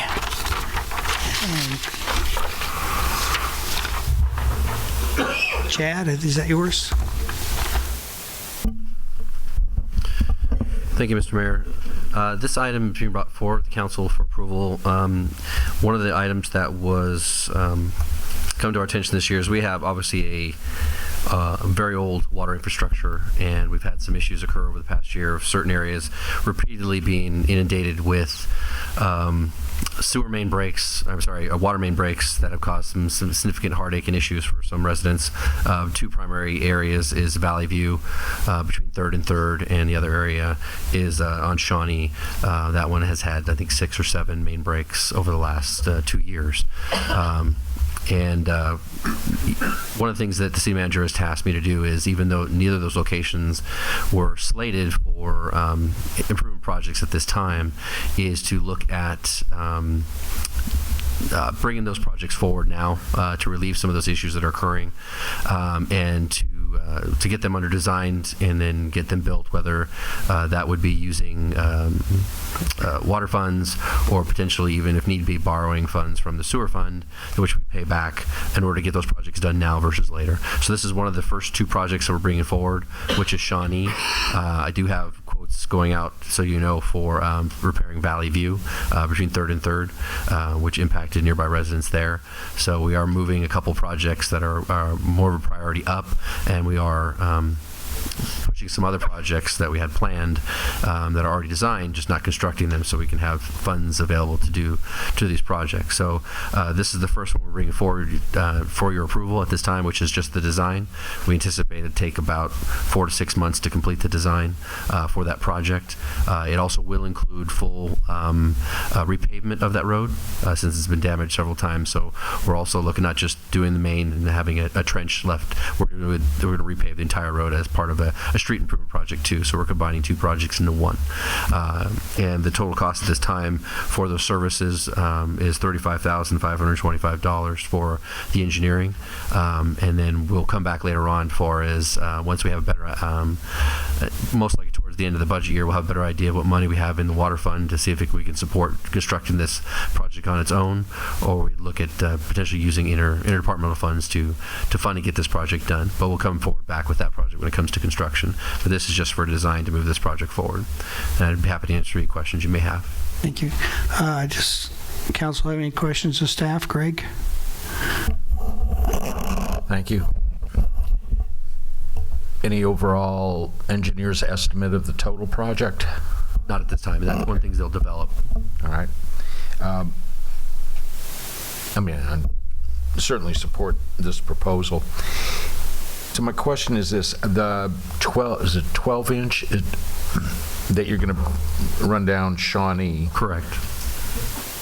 Is it a 12-inch in Corridon that you will connect to? Yes. Okay. And then Shawnee at this time is I think it's a 8-inch. Okay. All right. So it's an 8-inch that we're going to go to a 12. And then on Lasso Lane, that's a 6-inch. Yeah, 6-inch in both streets. Right. And Lasso Lane will become an 8-inch. So my question is that, do you think, Chad, that this would be a problem with increased pressure by increasing the lines, the main lines to the houses? I just want to make sure that the residents are not going to be saddled with the cost of, having to provide like backflows or pressure regulators. This should have no impact on the current pressure that they have. It really should stay the same. The function of pressure isn't really based off the size of the pipe, because it's pretty much a static pressure that's always there, provided by the system. So whether it's an 8 or a 12, it's not going to reduce or increase because of that.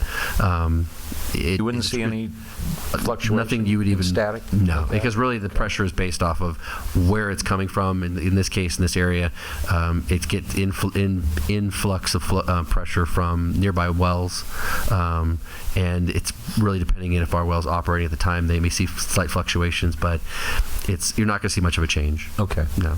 And they wouldn't have to put on backflow devices or pressure regulators. Really, this is just a function of it's a terrible pipe that's falling apart constantly, and when we're doing it, it's just better to upsize it because it helps with water quality and flow. It's kind of a restricted pipe for the demand that's through that area. What's the material that's existing? We believe it's CMLC. Okay. And we're going to ductile iron? Yes. Okay. Good. Thank you. Kevin? Robin? Berwin? No, sir. Well, Mr. Newton asked all the questions I got written down here, so if I was worried about going from a 12-inch to the 8-inch down to 6, but I trust your judgment. You've both got the engineering sticker on your hat, so. Are there any cards on this? No cards on this item. Being there's no cards, this is a public hearing, so I'll close the public hearing, bring it back to council. Motion to approve. So motion from Councilmember Bash, seconded by Councilmember Newton. Please vote.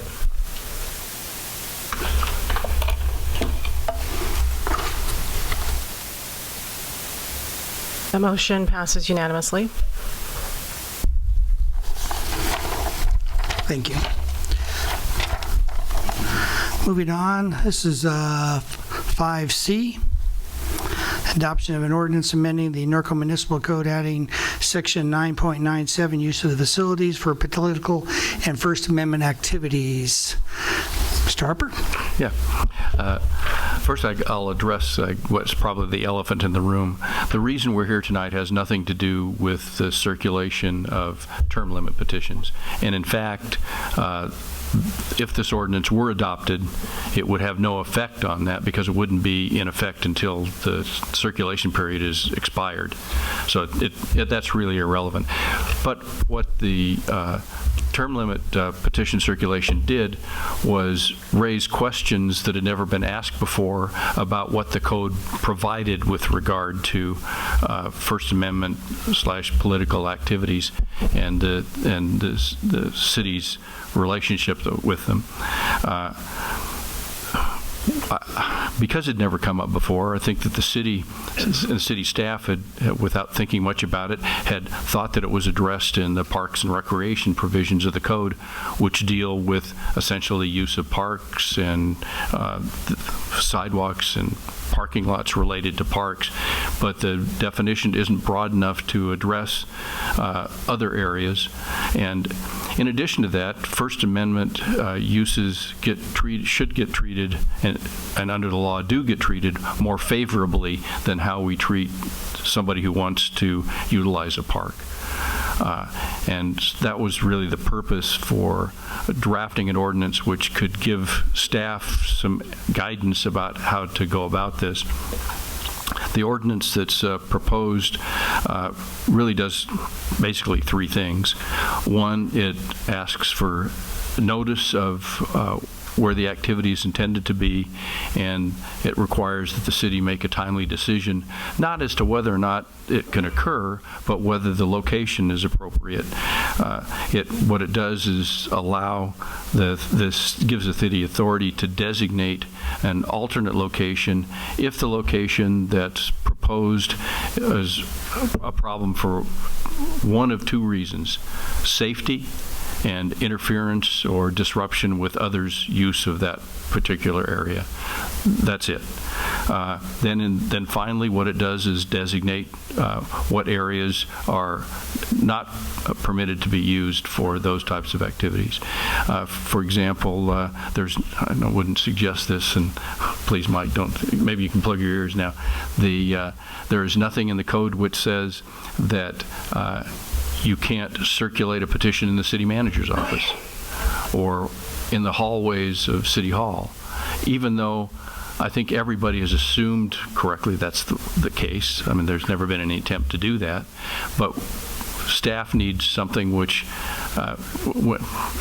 gives some direction with regard to that. With the petition circulating group, one of the first questions that was asked when the initial setup in the parking lot occurred was, point to me what regulation says where I can be and where I can't be.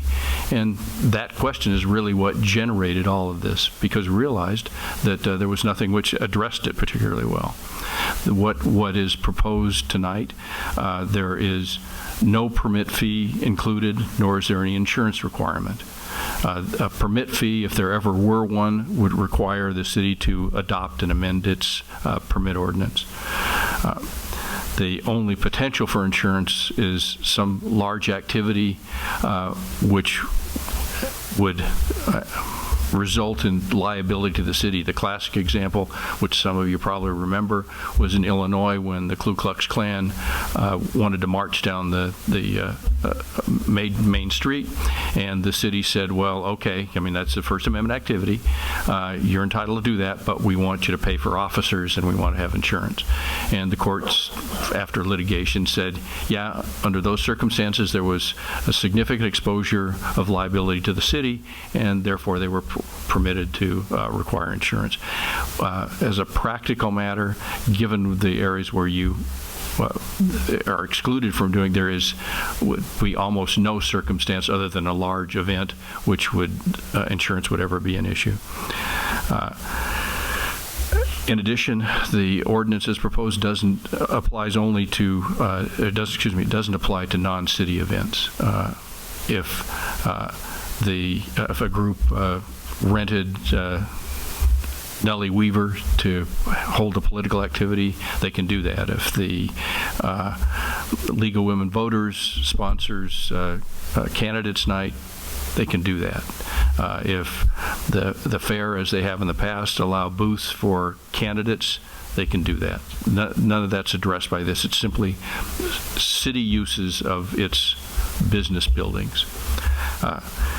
And with that, again, this is a public hearing, and the purpose is to get your input and council's input and make a determination of what's appropriate or amend the ordinance accordingly. And if you have any questions, council, I'm happy to answer them.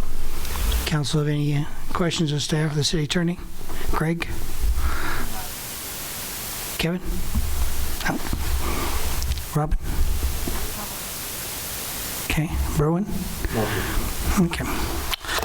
This is a public hearing.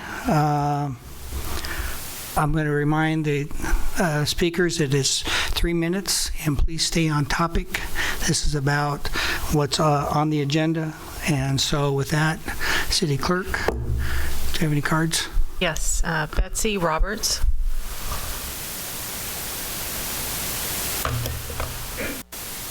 Good evening, Betsy. Good evening.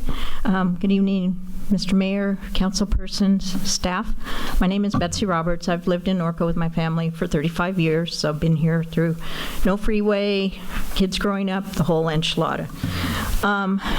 I did want to come tonight because I read over the weekend about what was going to be discussed here, and I'm thinking, why do we need this? And then hearing your explanation, because in my head I'm thinking, okay, every time we have candidates up at Ingalls Park, I've helped up there sometimes with booths and so forth, which is definitely political. I've attended candidate forums there, and so those would be exceptions. So it doesn't make sense to me why we would need this additional clarification to lay out for certain groups of folks where they could or could not meet. If we'd had issues with unruly groups, protests, people creating issues, then I could say, okay, maybe it's indicated. But at this point, in my view of the universe, and I do follow things after work and on weekends and so forth, it just seems like unnecessary. And every day, at least in my experience, be it Norco, the state, or federal government, we're being told more and more what we can't do. Okay, so I'm getting very stressed out. I'm a child of the 60s. I wasn't protesting then, but I know we've all worked really hard for the freedoms that we have, and so to just have this additional language and so forth as a matter of law just really bothers me. Thank you. Thank you, Betsy. Mike Thompson.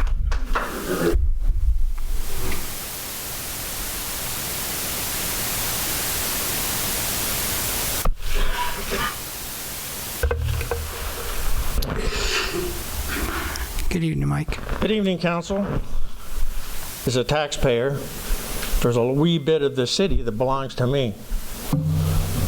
But since this code amendment and the timing of it is extremely incidental compared to what you say, this amendment deals specifically with petitions. It's in the staff report.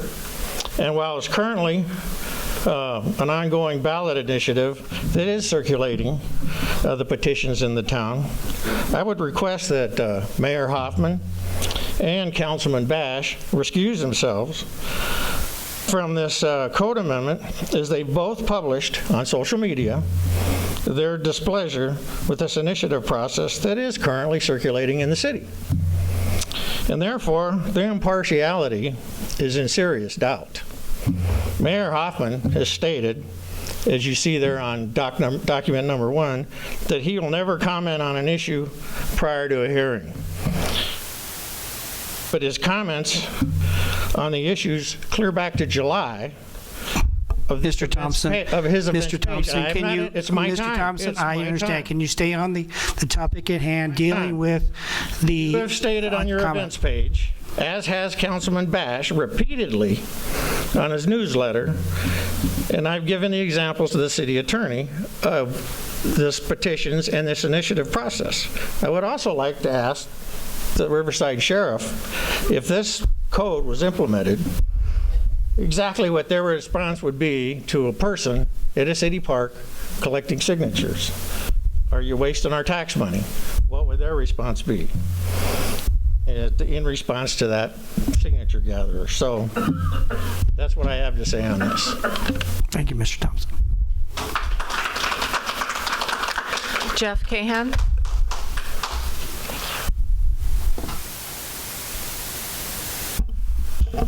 Good evening, Jeff. Good evening, Mr. Mayor and Council. I think you know me well enough that you know how much I love our country, how much I defend our Constitution and its principles, and I'm also an appointee on the commission that serves the city. So I've got a little bit of a conflict. But if there's going to be a conflict, I would ask that we fall on the side of the First Amendment. The way that this ordinance is written, and I'm not taking any sides on any particular issue that may or may not be present at the moment, because there could be future petitions or issues that'll come months, years down the road. So I'm at a higher level. I'm just concerned with some of the language. I want to be sure that we're not being so specific. Part of the ordinance talks about distribution of materials. Now, I consider that fairly passive, but yet there's a possibility of disruption. And I know that's going to be a very subjective issue. So does one person saying, hey, that bothers me, that we step in and say we can't do that? That seems to be a little bit subjective, and I don't know where you can draw that line of what is a disruption if it's simply passing out materials, whether it's petition signing or anything else. No, basically the disruption is conflict between competing users. So you have a softball game and somebody's wandering through the softball game passing stuff, but we don't allow that. That's the kind of conflict there would be. It's competing users. It's right. Not whether somebody doesn't get along with you. Unfortunately, I only have a minute left, so I can't debate that. Yeah. No, that's okay. I'm just pointing out the fact that I don't know that I wouldn't consider that a disruption myself.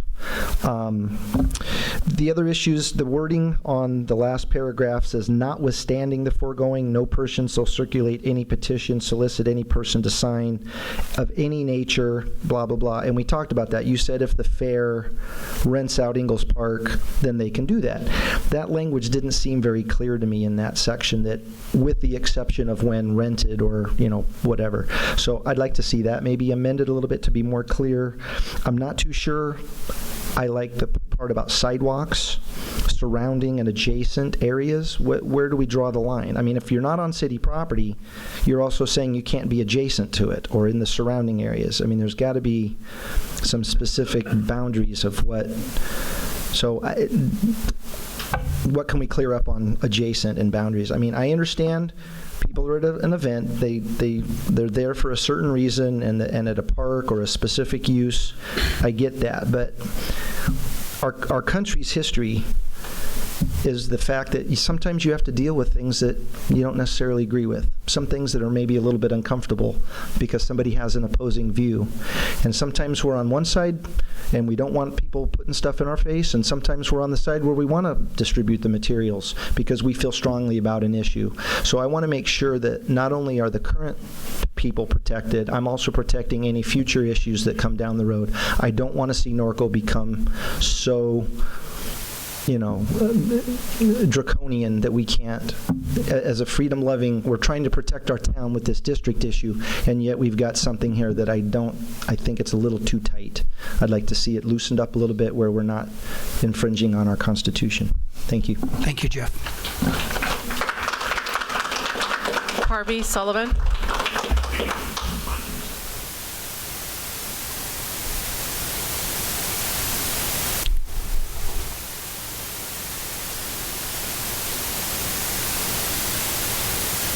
Good evening again, Harvey. Thank you again, Mr. Mayor. And Again, I came down here specifically tonight to speak about this item. I'm neither opposed to it nor I'm in favor of it tonight. Just a little while ago, you postponed another one about some houses being built to clarify some things, and I'm here tonight to ask you, this ordinance is a little bit scary. I'm all about rights and property rights, First Amendment rights, and a right to assembly and all of that type of stuff, but I can certainly understand if the Ku Klux Klan came in and you were having a Little League baseball game over there and they were standing in the middle of the field, that would not be something that we would want to happen. But I'm also concerned about the sidewalks and adjacent areas and things of that nature that's in the ordinance. What I would like to suggest, and would hope you would be open to it, was put this off maybe 1 or 2 meetings. Your next meeting is January the 17th. And why don't we have these town hall meetings about every 3 months? And why don't we educate people like me and some of the rest of the audience here tonight on what this ordinance is about? You know, when you're talking about your First Amendment rights and your rights to do things, it's kind of scary. And to kind of, I understand that there's a lot of safety issues involved in it. It might set up in a parking lot. Somebody might get run over. You know, I'm more concerned about getting run over on 6th Street or 7th Street or 5th Street than I am about that. So I don't think there's really any hurry to do this. It's Christmas time. A lot of people may not know about it yet. So I would please ask you to put this off. Let's have a town hall meeting and let's have a great discussion about it and what it's going to impact and how it's going to impact. And if it's the way John explained it and it's not impacting our rights the way he explained it, I have no problem with it. But if it is, I have a big problem with it. Thank you. Thank you, Harvey. Kevin? Sandy McQuarrie.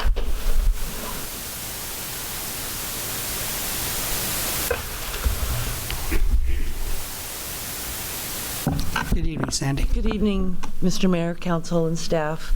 A lot of what I was going to say tonight I'm putting aside after I had an opportunity to hear the discussion, and I respect a lot of the valid points that you guys are bringing forth, and that there could be a group like Harvey mentioned that could come in and be harmful or detrimental to our activities and our personal lifestyle. But when it comes to a city ballot initiative or something that's directly related to this town, in this case, term limits. I understand we're not talking about term limits in this, but I'm going to use it as my example.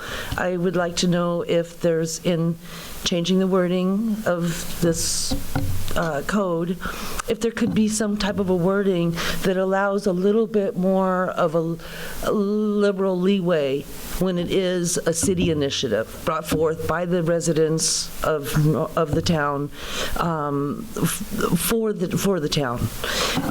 And then I have another 2 cents that I'd like to add. I did do a little bit of research on my own, and I thought I would make a sampling of phone calls. So I called five cities this week. I called the city of Sacramento. I called the city of Los Angeles. I called the city of Riverside. I also called the city of Corona, and I called the city of Eastvale. Of all 5 cities that I called, not one of them have created any type of special wording in their municipal code pertaining to anything of what we're discussing tonight. Of all 5 cities that I talked to, I have the right, if I was a member of that community, to go stand on their city hall steps and have petitions signed. Of all 5 cities that I spoke to, not one of them would require me to have a permit to do that as a resident bringing forth a city initiative on a ballot. And so I'd just like you to take that into consideration also. And like Harvey said, I think, and Robin has said before, sometimes we rush a little bit too quickly to put something on the table, have the discussion, and then make the decision. And in this case, I think certainly that we're rushing a little bit too quickly on this. You guys maybe have all had time to discuss and understand quite a bit more. But as a resident, just getting my email and the agenda, it doesn't really explain a lot. So it was very enlightening to hear the discussion. But now we need time to kind of absorb it a little bit and for you guys to take in our comments and then tweak it a little bit. And with the time of the year being the holidays and some breaks coming up, I don't see that there's an urgency. And as John mentioned, that even if you did move move forward and make a decision, it would have no bearing on the current process of residents going out for petition circulation. So if we could all just kind of think about what everybody said, have some further discussion, allow a little bit more input, and then come back and talk about it again, I think that would be a good idea. Thank you. Thank you, Sandy. Myrna Palsa.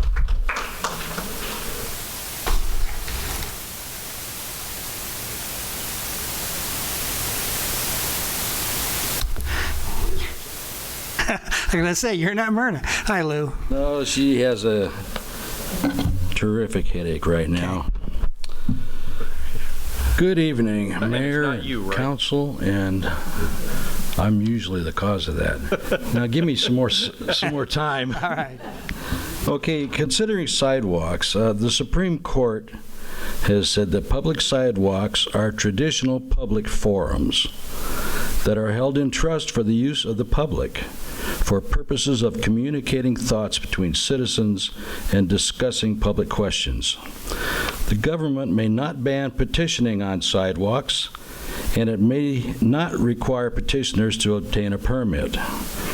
It may only establish reasonable rules, such as rules against blocking pedestrian traffic or the entrance to buildings and parking lots, and rules against setting up tables on sidewalks. California in 1979, in the case of Robbins versus Pruneyard Shopping Center, the California Supreme Court determined that soliciting signatures for a petition to the government is an activity protected by the California Constitution. Subsequent cases pulled back from that level of certainty, but in December of 2007, by a slim margin, in the case of Fountain Valley Mall versus the National Labor Relations Board, that court appears to have asserted that free speech rights supersede private property rights. Laws governing petition circulators are an active area of legislation and legal action. In general, proponents of additional restrictions on circulations say that the laws work to guard the integrity of the petition process, while opponents of additional regulations say the laws are A, unconstitutional, and B, an attempt by politicians to put a veneer of respectability on recurrent and multifaceted attempts to squelch initiative processes. Once again, the government may not require petitioners to obtain a permit. So I would I would beg that you not even consider forcing anyone to have a permit to practice their First Amendment rights. Thank you. Thank you, Lou. There are no more cards on this item. Okay. Close the hearing and bring it back to council. And John, let me start out. A couple of questions were asked by the, is there anything that comes to your mind on this, questions posed by the speakers? Well, actually, Lou's comments kind of point out how ever-changing this area of the law is. For example, the old Supreme Court decision with regard to sidewalks pertains to public sidewalks in general. It does not apply to sidewalks and entry to a city hall, which is all this ordinance addresses. I mean, if you marched up and down the few places in Norco that actually have sidewalks, you're entitled to do that. The Pruneyard case and those that followed it, that's not, as a practical matter, very good law anymore. There was a California Supreme Court case that was decided, California Supreme Court? Yeah, it was decided about a month ago, but I'm trying to remember whether it was the U.S. or California Supreme Court. The state of the law has generally been, because you've seen them all at Ralph's or any other grocery store, that there are little tables and petitioners and people seeking signatures. And the Supreme Court in the initial Ralph's case held that was sufficient to constitute a public forum and was permitted. The most recent case is cut that back substantially, saying that if the purpose of the sidewalk is a private sidewalk simply to ingress and egress the store, that there isn't that right. If the store has those areas where there are tables and chairs and things like that, it's okay in that area, just not okay on the sidewalk nor in the entrance of the store. The point being that the area of the law is changed. This, I mean, I can't speak for the council exactly, but I can speak for myself, that there's no intention to diminish anyone's First Amendment rights. And in fact, we talked about the disruption. The disruption is the potential up front. It's not what actually occurs. It's not a conflict between two groups or people. It's if a group which wants to set up a table someplace comes to the city first and says, here's where I want to do it. The city says, well, yeah, that works. Or no, it doesn't, because only two reasons. One, the potential disruption of the activities of others that are using that location, or two, safety. Those are there's no prohibition of the speech. In fact, the ordinance calls out that the speech, the nature of the speech and the content of the speech can't be a criteria for making a decision about whether or not, even as to location.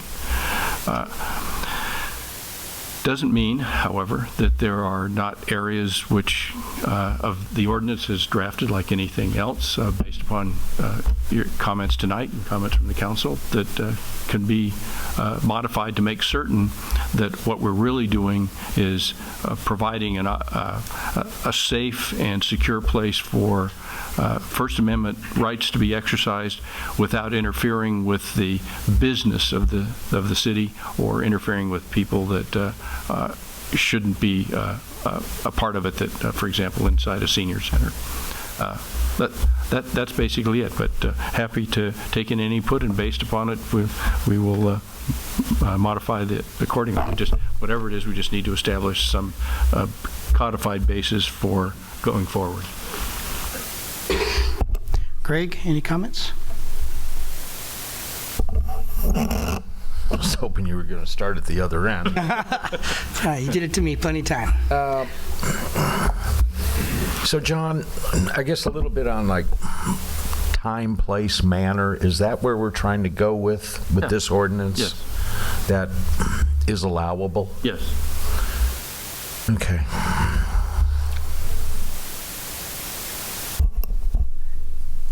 You know, my concern is that, and in a sense it makes me sad that we've gotten to this point. My gut feeling is this is an overreaction to that we don't even really need to be here discussing this item. I understand staff concerns when Mr. Thompson at the first farmer's market or whatever, you know, show me in the code where it says that, and obviously it didn't. So I appreciate the concern of staff that, okay, we need to codify something.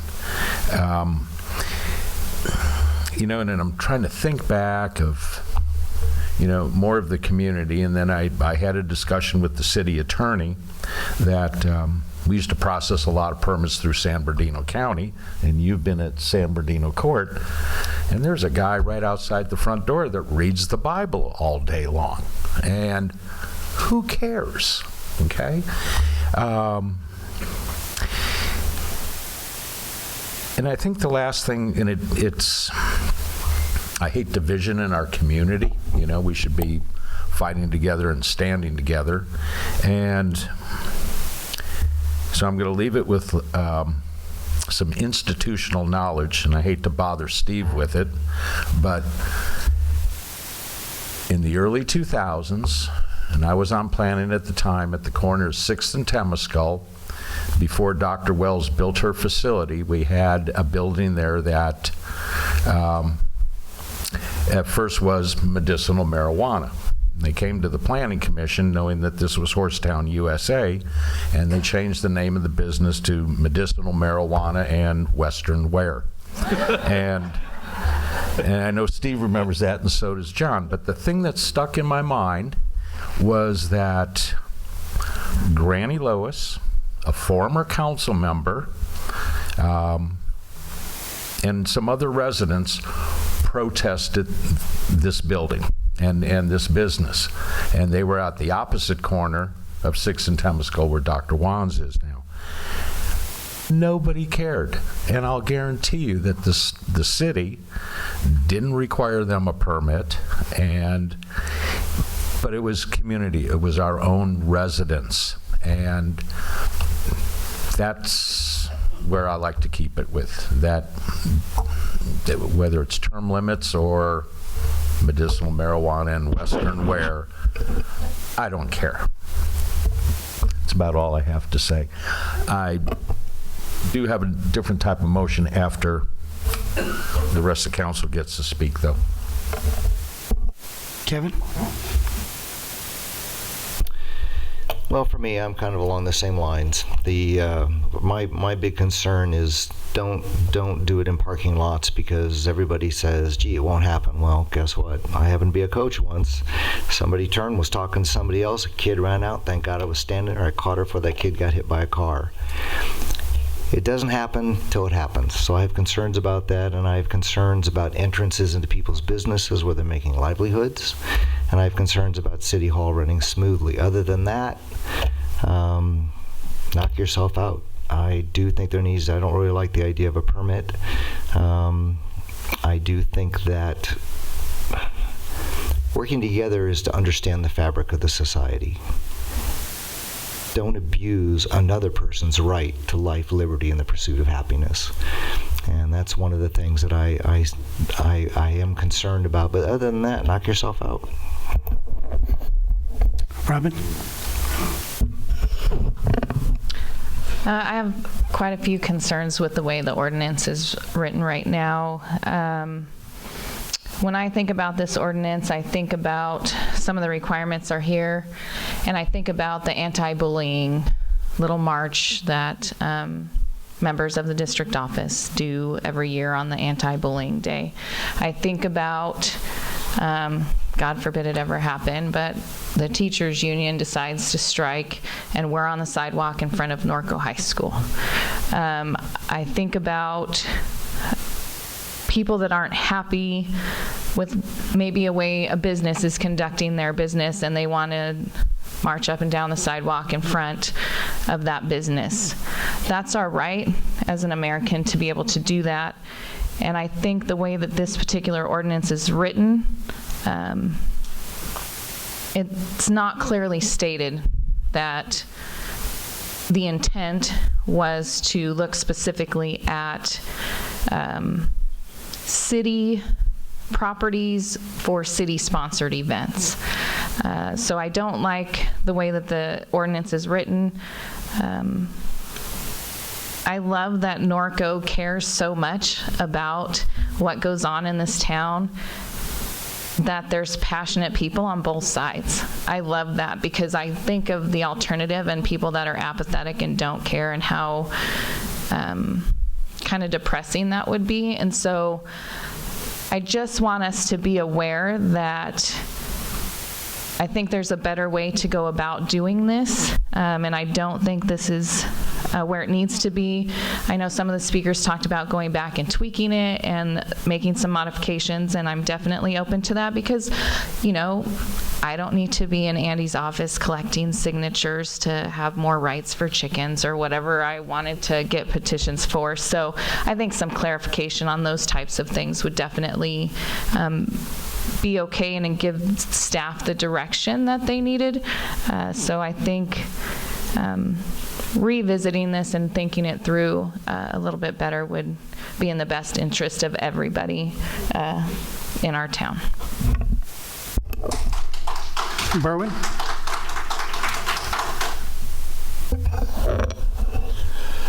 No, I don't like this ordinance either. In fact, I wanted to continue it today until we tweak some of the paragraphs in there. But I don't have a problem with anybody using a city sidewalk. I've seen it before in cities that actually had sidewalks. We don't have too many. But I think they just need to be careful. If there's not room there, just don't step out in the street. I'd hate to think of you or anybody gathering signatures down here on Hamner by 5th at the little Mexican food place that you step out the front door and you're liable to get took out by a vehicle. You know, I mean, that's kind of what we have, but I just don't think this ordinance will work. I think if the people work together with the city, if they need to go tell the city where they're going to be, that's fine. I don't believe in charging them a fee for a permit or anything like that, because it is their right to freedom of speech. And I know I was involved in a deal back in the early 90s, a lot bigger than this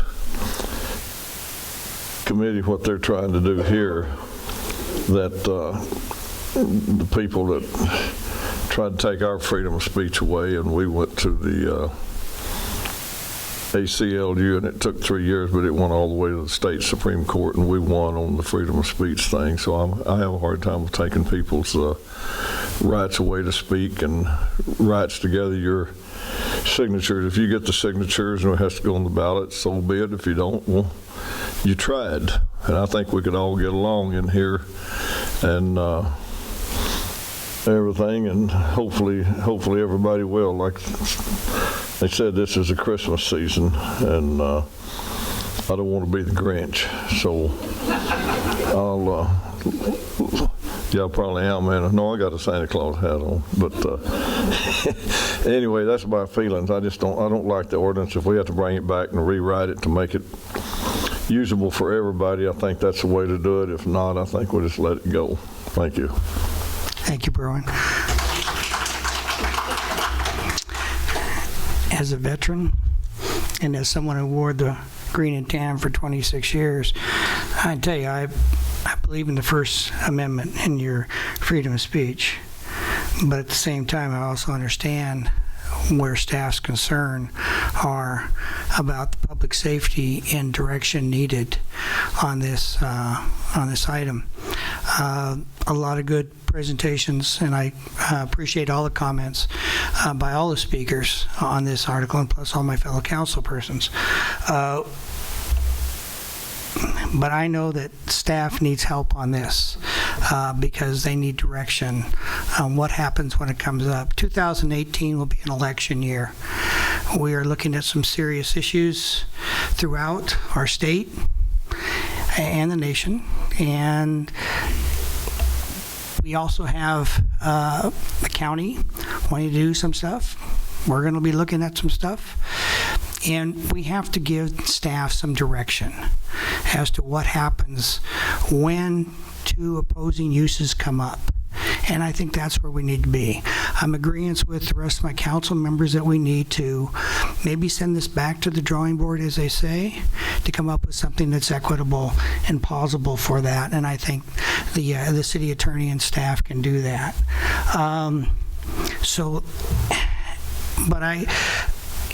Our problem is not just here in our city.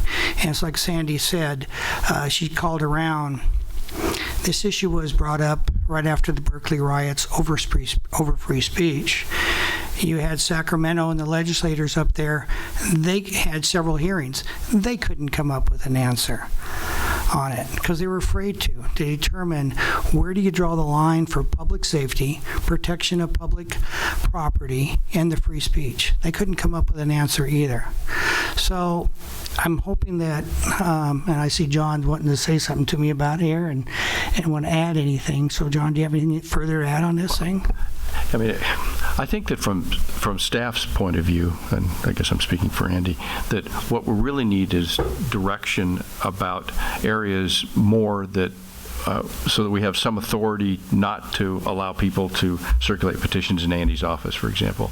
The sidewalk comment, the only reference to sidewalks are those sidewalks which are physically attached to the building. But that said, and somebody suggested to be clarified, at least for now, unless there are problems on a go-forward basis, that I'd strike everything in the ordinance until the final paragraph and reword the final paragraph to say, no person shall circulate any petition or solicit any person to sign any petition of any nature or conduct political or First Amendment activities of any kind in the City Hall, at any city-sponsored activity in the community centers, Senior Center, George Ingalls Equestrian Event Center, any city-owned parking lot based upon safety consideration, or any other building open to and used by the public for transacting public business, and strike that, nor in any city-sponsored parade or event.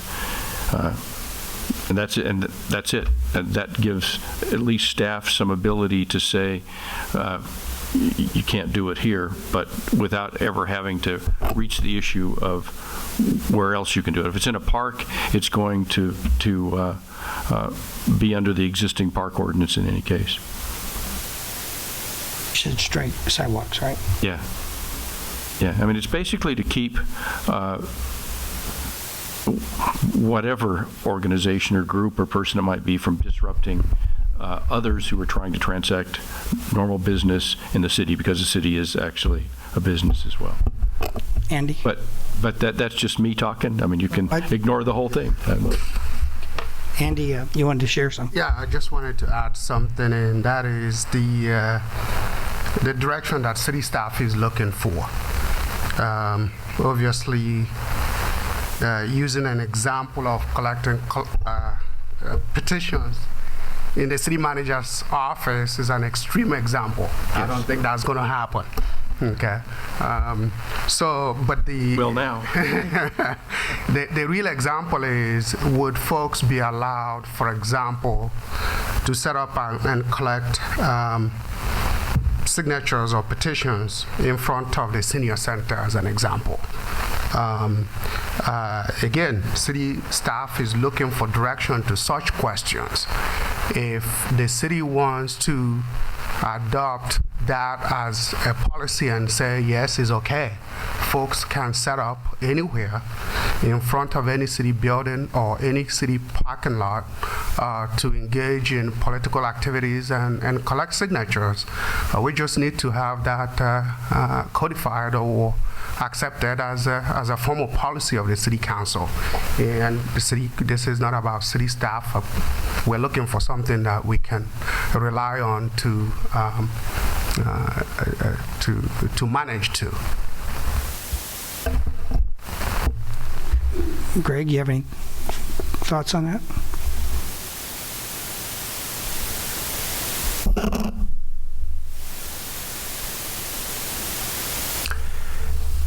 Yeah, I guess I do.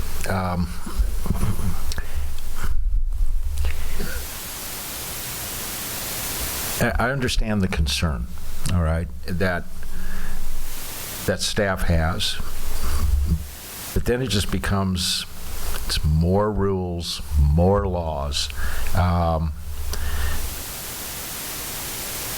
I think we just get to a point where we're just overdoing it. It's John, let's just go back to the San Bernardino County, the guy that does the Bible, okay? Yeah. Sits out there and reads the Bible. Doesn't bother anybody.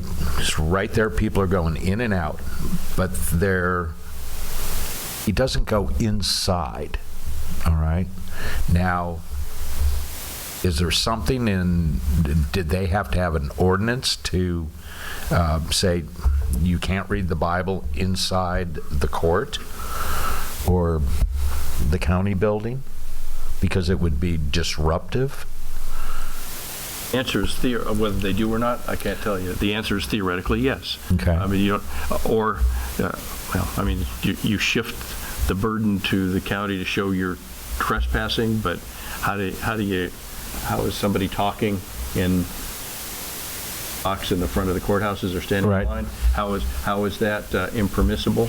I'm certain that the county courthouse is probably a bad example because the courthouse has kind of their own set of regulations, but he's been in front of the county building though too. So yeah, but the county building, I doubt that San Bernardino County has something, but I may be wrong, that says you can't do it inside the building. But in order to prevent somebody from doing it inside the building, you're going to have to find some basis, and we don't have that basis, which is the language that I revised. The intention was to prohibit it from essentially buildings that the city is transacting business inside the building. Okay, so if somebody wanted to set up a table and get signatures in front of the senior center, I don't care.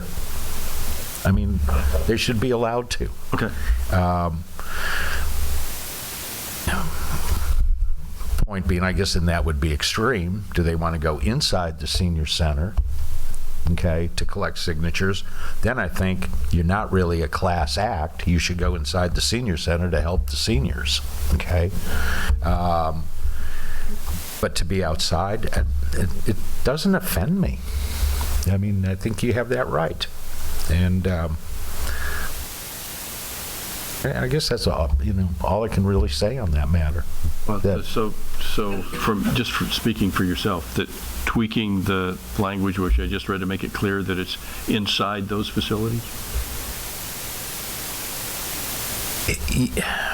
I would like to see more discussion on that, but if you wanted some direction, I would say maybe inside is something that I think we should discuss, so it would not be disruptive to the business that's being conducted.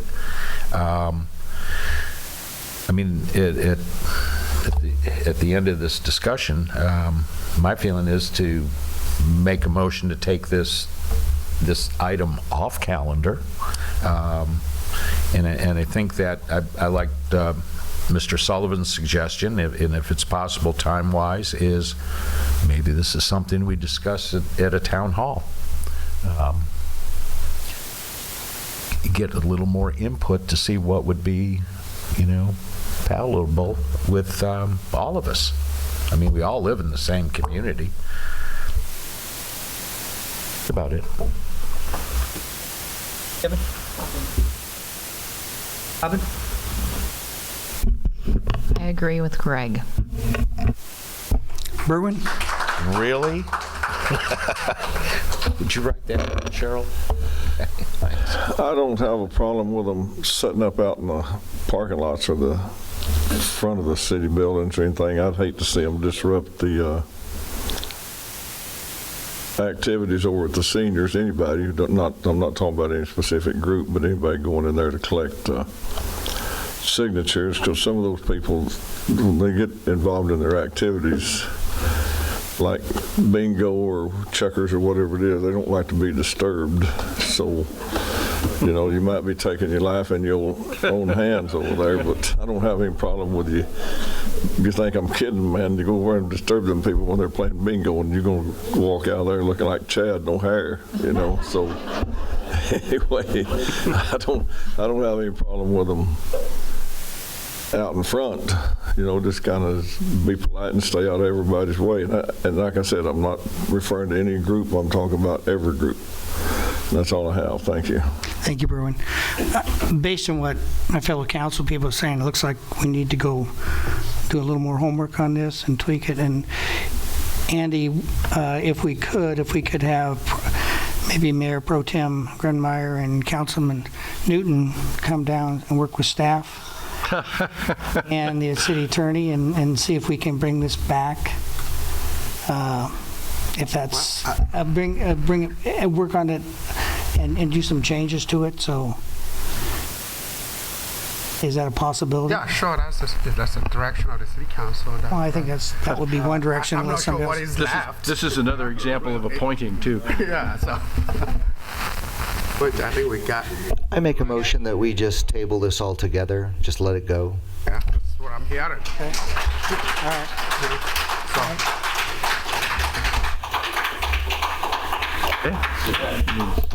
Well, I'll go ahead and second that with a question or discussion. Go ahead, Greg. Okay. He did table it, so. My discussion item is more of a question to Kevin. Do you want to just take this off calendar, or do you just want to? I think just take it off calendar. I think we've given them great ideas where to put their tables and stuff. I think that's the positive of this whole thing. Okay. And I think that let's just table it, because very clearly there's no, just table it. Just all together. But still under discussion that, do you think it would be a positive move, whether it is two council members to address some of staff's concerns, or not even go that route? I think that we're, as I've discussed before, we're in totally uncharted territory in our system of government, and I think that we need to play things by ear. I think that there's a new sensibility, a new forum through social media, and I think that maybe the time right now is to sit back and see exactly what we're going to be encountering. I suspect that in coming months we will have to readdress this. But for right now, I don't see a will of the council to, hopefully they won't show up in Andy's office, and if they do, then we'll pass an ordinance. You know, if they keep accosting people or whoever, I mean, not that they are, but if we find that people are accosting people, well, then we'll pass an ordinance. But right now, you know, if somebody gets hit by a car in a parking lot, then I guess we'll address the ordinance. But they, you know, people seem to feel that they can navigate all that. And in my opinion, I think let's just let it go and sit back and go, okay, what do we have? Thank you. My second then remains. All right, under further discussion, Andy, did you get enough direction or no direction at all? And I mean, as far as that goes, and my direction or my suggestion on this is that perhaps you reach out to the League of Cities and just contact them for further, if this comes up for further discussion or a matter. Well, actually, staff has done a lot of work in terms of reaching out. Mr. Mayor, I have a question, though, and it goes back to the city attorney's comment on disruption. When you're inviting people to come and set up, and I don't have a problem if they want to set up and do signatures or whatever they want to protest or do whatever in front of a public building, but when that building has activity, there are people going in and out, and people particularly using the senior center where we have walkers, people who are disabled, and other things who use that facility. I don't know where, as a staff person, do I define disruption based on the comments tonight. Disruption doesn't exist in the code, so it doesn't matter. So they can do it? Yes. So no matter what, if that person has a hard time maneuvering to get in and out of that building, it's still okay? Yep. I just want to make sure my staff understands that. I mean, Okay. All right. Well, then we're done. Being as that measure's been tabled and seconded, you don't need anything, right, Cheryl? It's already been tabled. Well, there's a motion and a second. We have to vote. Okay. All right. Okay, if the city council will please vote.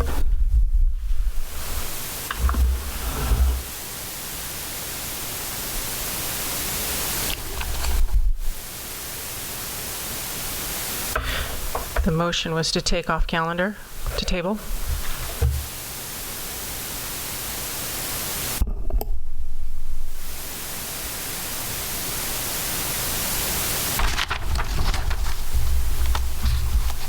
The motion passes unanimously.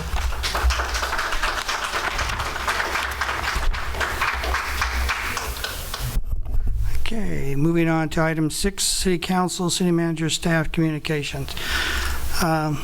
Andy, do you have anything? Nothing else. Okay, Robin?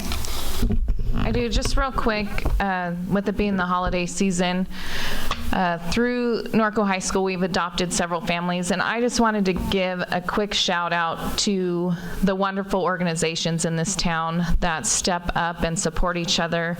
and help out with that. We've had several community organizations reach out to Norco High School to see where they could help to support families in our community, and Norco Mounted Posse and Norco Citizens Patrol have stepped up in a big way to help our families. So I'm so appreciative of this town and how people reach out and say, how can we help and what can we do to support our own. So I just wanted to share that little bit of good news and say thank you to those organizations. And I know there's all kinds of groups doing that in Norco, so just to focus on the good and how we help each other and support each other. Berwin? Merry Christmas, everyone. Kevin? Greg? Merry Christmas. Stay off Facebook. Before I go around the rest of the room, we attended Peggy Calvert's retirement ceremony, and what a great lady she is. She did a great job here with the senior center, the kids' youth party partners. Surely going to be missed. I'm glad she's going to be a thespian in her new career and retirement. And so we have Joanne Dixon, a former city staff employee, is going to be an interim manager for a while, so good news. John, do you have anything? Nope. Bill, do you have anything? No, sir. And your partner left. God, I missed the pool. He left early. Gina? Brian? Merry Christmas. Steve? Same. Chad? Matt? Employee of the Year? Matt? Very good. Congratulations. Very good job, by the way. He can fix all kinds of phones and computers. Thank you. Cheryl, anything else? All right. Merry Christmas, everybody. You guys have a happy New Year and stay safe. Do not fire off fireworks or handguns. Mike Thompson.